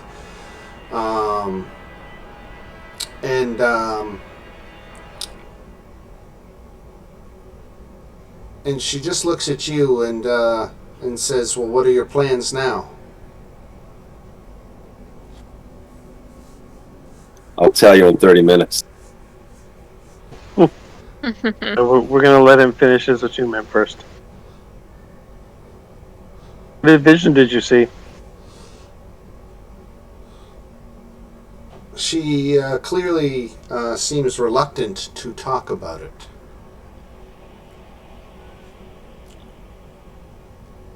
Oh, we just helped you attune by saving you. Killing all those guys coming in to stop you. Tell us. What you think?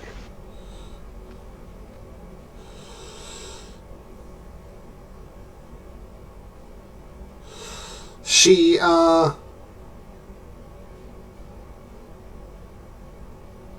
yeah, she,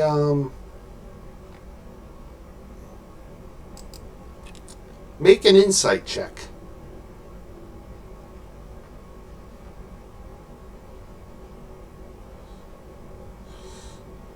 Make it with anybody else who wants to make one, particularly if you're trained.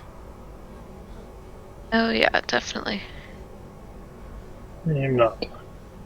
Okay, Nautico, you can tell she's, her demeanor toward the party has changed, and she seems to be suspicious and keeping her distance, staying guarded around you. I just quietly put my fingers and just pinch in between, where my eyebrows meet, just suspecting the following, just taking a glance at Derek like, don't tell me he has to do something with him. I have a feeling he's gonna see something or say something. Skella says, hopefully now that we've completed this Demented Mages game, we'll be allowed to leave this level. I'm going to gather my people and do just that. So good luck to you wherever you go.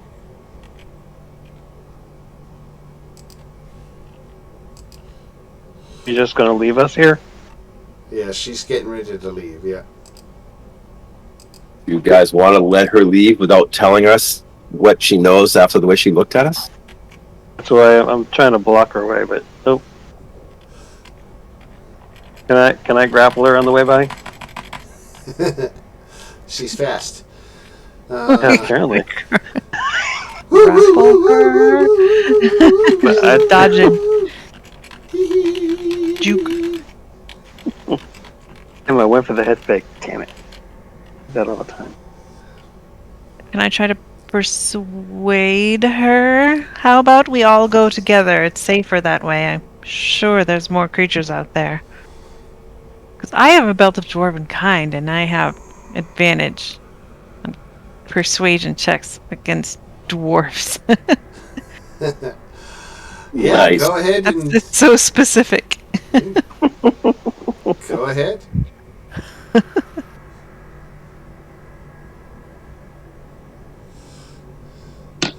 Look at that. 28. Nice. You seem like a nice lady. Alright, I didn't seem like a nice lady. She says this to Emma. Orla. Thank you. I blanked on the name.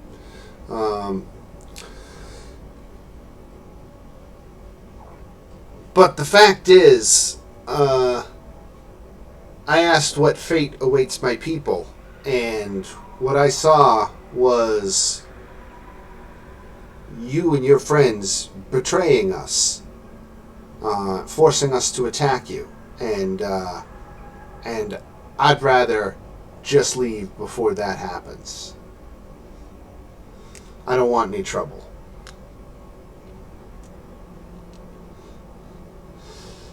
Does she seem to be telling me the truth? Make an insight check. I also make an insight check because, like, I succeeded on the previous one to see if this is why she's nervous. Oh, never mind. I don't have to. Really? Hooray! Yeah, her bluntness tells you that she's being forthright. How would we Well, turn on you? friends, yeah. What? I don't understand. We just helped you. We helped you in a way that many others have tried and failed, and I consider us friends and allies. I think we should stay together.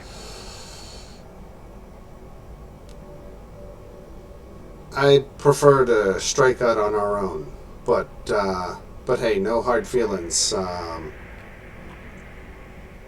Good luck. If we let you go, you're going to turn against us? I hope to never see you again. Ooh. I think Us she's or telling the just him? truth. Maybe we should just let her go if she doesn't like us. Just ungrateful. It's just the way she's acting. I don't know if she's going to turn around, gather an army, and come for us. That's what I'm worried about too. Seems to be being truthful. I think she just wants to go. And if Yeah. we let you go, you're going to gather others and come for us? No, I have no interest in provoking you. I've seen you in battle. Get out of the way.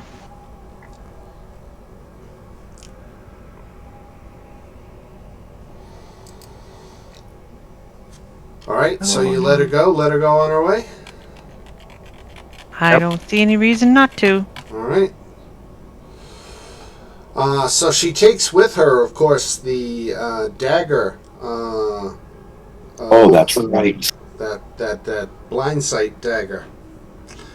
That that she stole from the Legion of Azrock back on like level. I think it was level 3. I think was the Legion of Azrock. Yeah. That's why she doesn't trust us, because she sees the future of us at taking the dagger.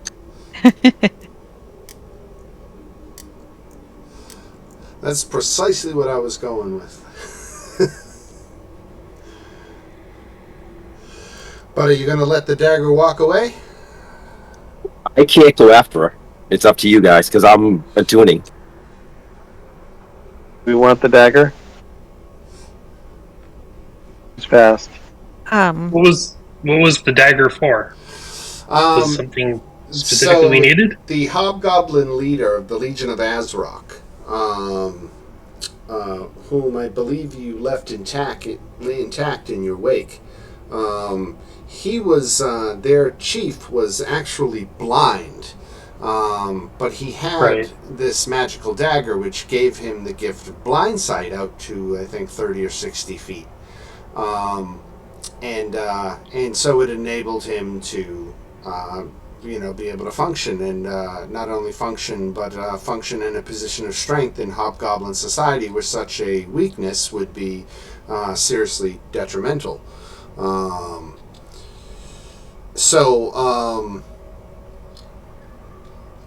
So they're returning it. You're basically giving a blind man back his sight if you help return this dagger. And you know the Legion of Azrock was opposed to the Xanathar Guild, but you kind of decimated them already on your trip through Skullport, so... Right? I guess if you really wanted to track us, it would be pretty easy. Follow the bodies. You follow the bodies. I mean, yeah, it would be nice to get it back for him, but I don't really care. Right. Do you want to kill her for it? Hmm. I think not. No, not really. That's the only question remaining for the night, then. And Skella and her troops are going to skedaddle and go on their way while Derek finishes his attunement. And so, Derek, after you finish your attunement, after Skella and her troops have moved out, I'll take them off the map here. Move them all to the GM layer. So, what kind of question would you like to ask a divination for? Being who he is and everything, and what his rest is, how will I become a god? Do we hear this? Do we hear this out loud? Right. The answer is flat out you won't. Hey, I'm playing my character. You ask if you're a If god, you say yes. If you're asking for instructions for how to become a god,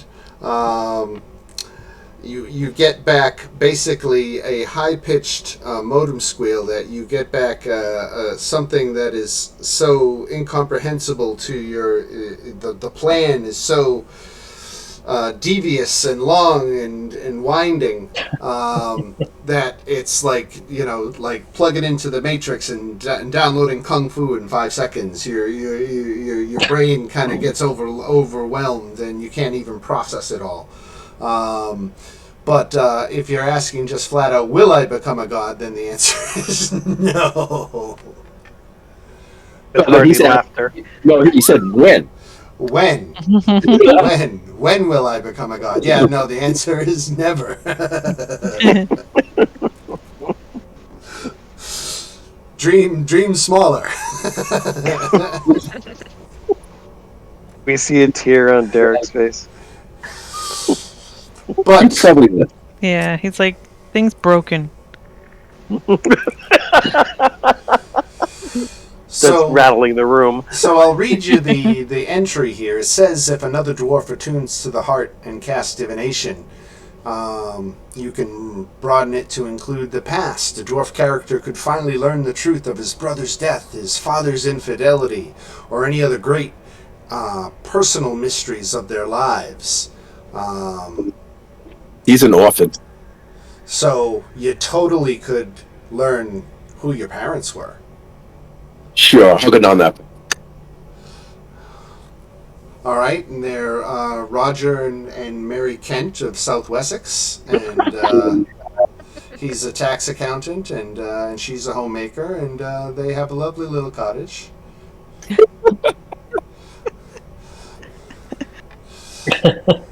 Their biggest regret in life is giving up their little baby, but they knew they couldn't take care of him, so they're hoping he's out there and doing well. Oh. Depends on which side of the sword you're on. Or actually, the hammer. All right, ladies and gentlemen, well, it is the appointed hour, so I will call the game for tonight. We will see you next Thursday. We will get into level 7. And unless you guys, we're really... Level 7's going to be it. Next week is going to take us into officially into September. So if it's all the same to all of you, I would like to make this the last game for Dungeon of the Mad Mage. I hate to end on such a down note, but I feel it's almost impossible to avoid at some point. But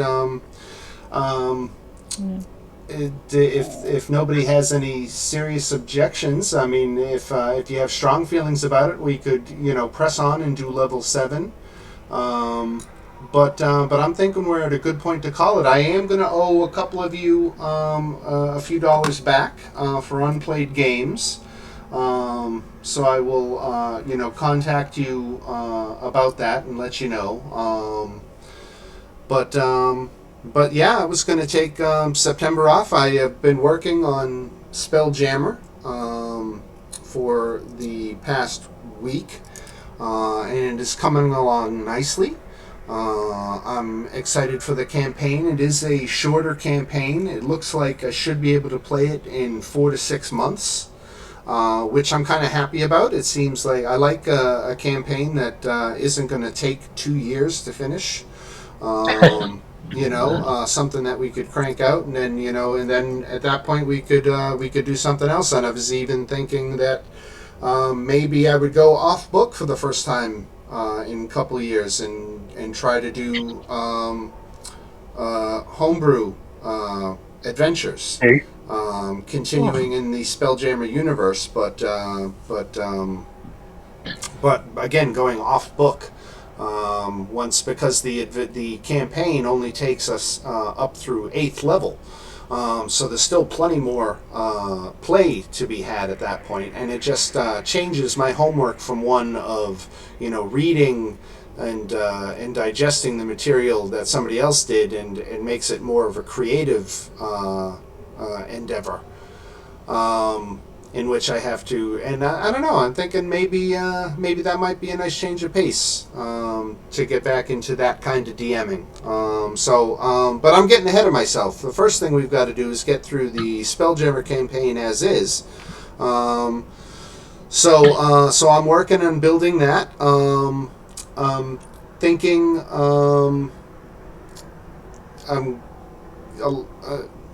I play Tuesdays and Thursdays right now. I'm thinking I want to cut it down to 1 day a week. I don't know if that means that I'll play Wednesdays instead, or whether I'll play Tuesdays or Thursdays.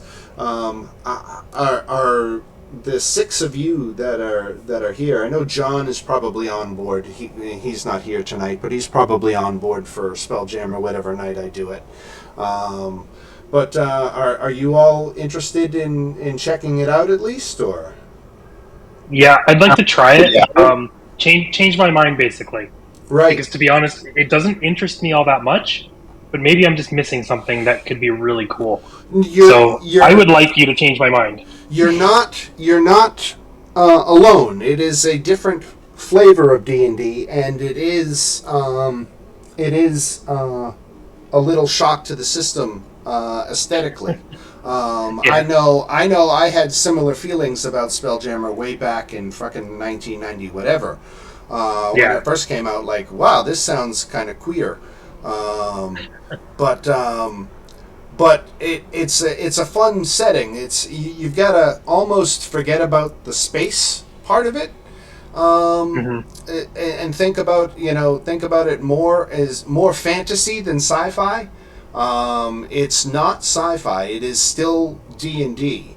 It's very nautical themed because of all the ships and everything. Big voyages. So you're just basically replacing sea voyages with space voyages. Right. But there's pirates. There's lots of fun and interesting stuff. It can be pretty wild and pretty fun. There's homage to lots of different sci-fi elements. If you've ever heard of an old horrible movie called Killer Clowns from Outer Space, they even got a nod. And there is space clowns, and they are an evil race that terrorize wild space. And yes, it is exactly what you think they are. They are space clowns. That sounds You can have ship horrifying. battles Right. too, can't you? What's Yeah, that? can't you fight You with can your have ship battles too, can't you? Right. Yeah. Yeah. Ship battles. You know, the aspect of travel can take you to wildly different places. When you think planets, not all planets are spherical. Some of them are Discworld, like if you're familiar with the Marvel movies, like Asgard was like a disc world as opposed to a planet. So there's all sorts of different things, and some of them plainly wouldn't make sense to work in the real universe, but that's why it's fantasy. So you can do all sorts of wild and out there ideas. There was a solar system that the gods of this particular solar system decided that they wanted to cut it off from the rest of the multiverse, and they erected a massive crystal sphere around the entire solar system. And at some point, the primordials did battle with the gods, and this crystal sphere shattered. So this particular solar system has these giant, miles-long shards of crystal that are just floating around instead of an asteroid belt. It's a crystal asteroid belt that basically encircles the entire solar system. So you get fun ideas. And I hope if as long as you're willing to give it a try, I hope you do find it to your liking. Because if you always don't, you can always bail. So. Right. Well, that's true. All right, I've babbled on long enough, everybody. You guys have yourselves a great night, and we will see you. We will see you. I don't have an official start date yet, but we will see you sometime post September, and particularly. I know that I owe Bob and Chris and Rebecca. I owe you a few dollars, so like I said, I will contact you and let you know. Cool. All right. Cool. All right. Have a great night, everybody. All right. Okay, you See too. guys.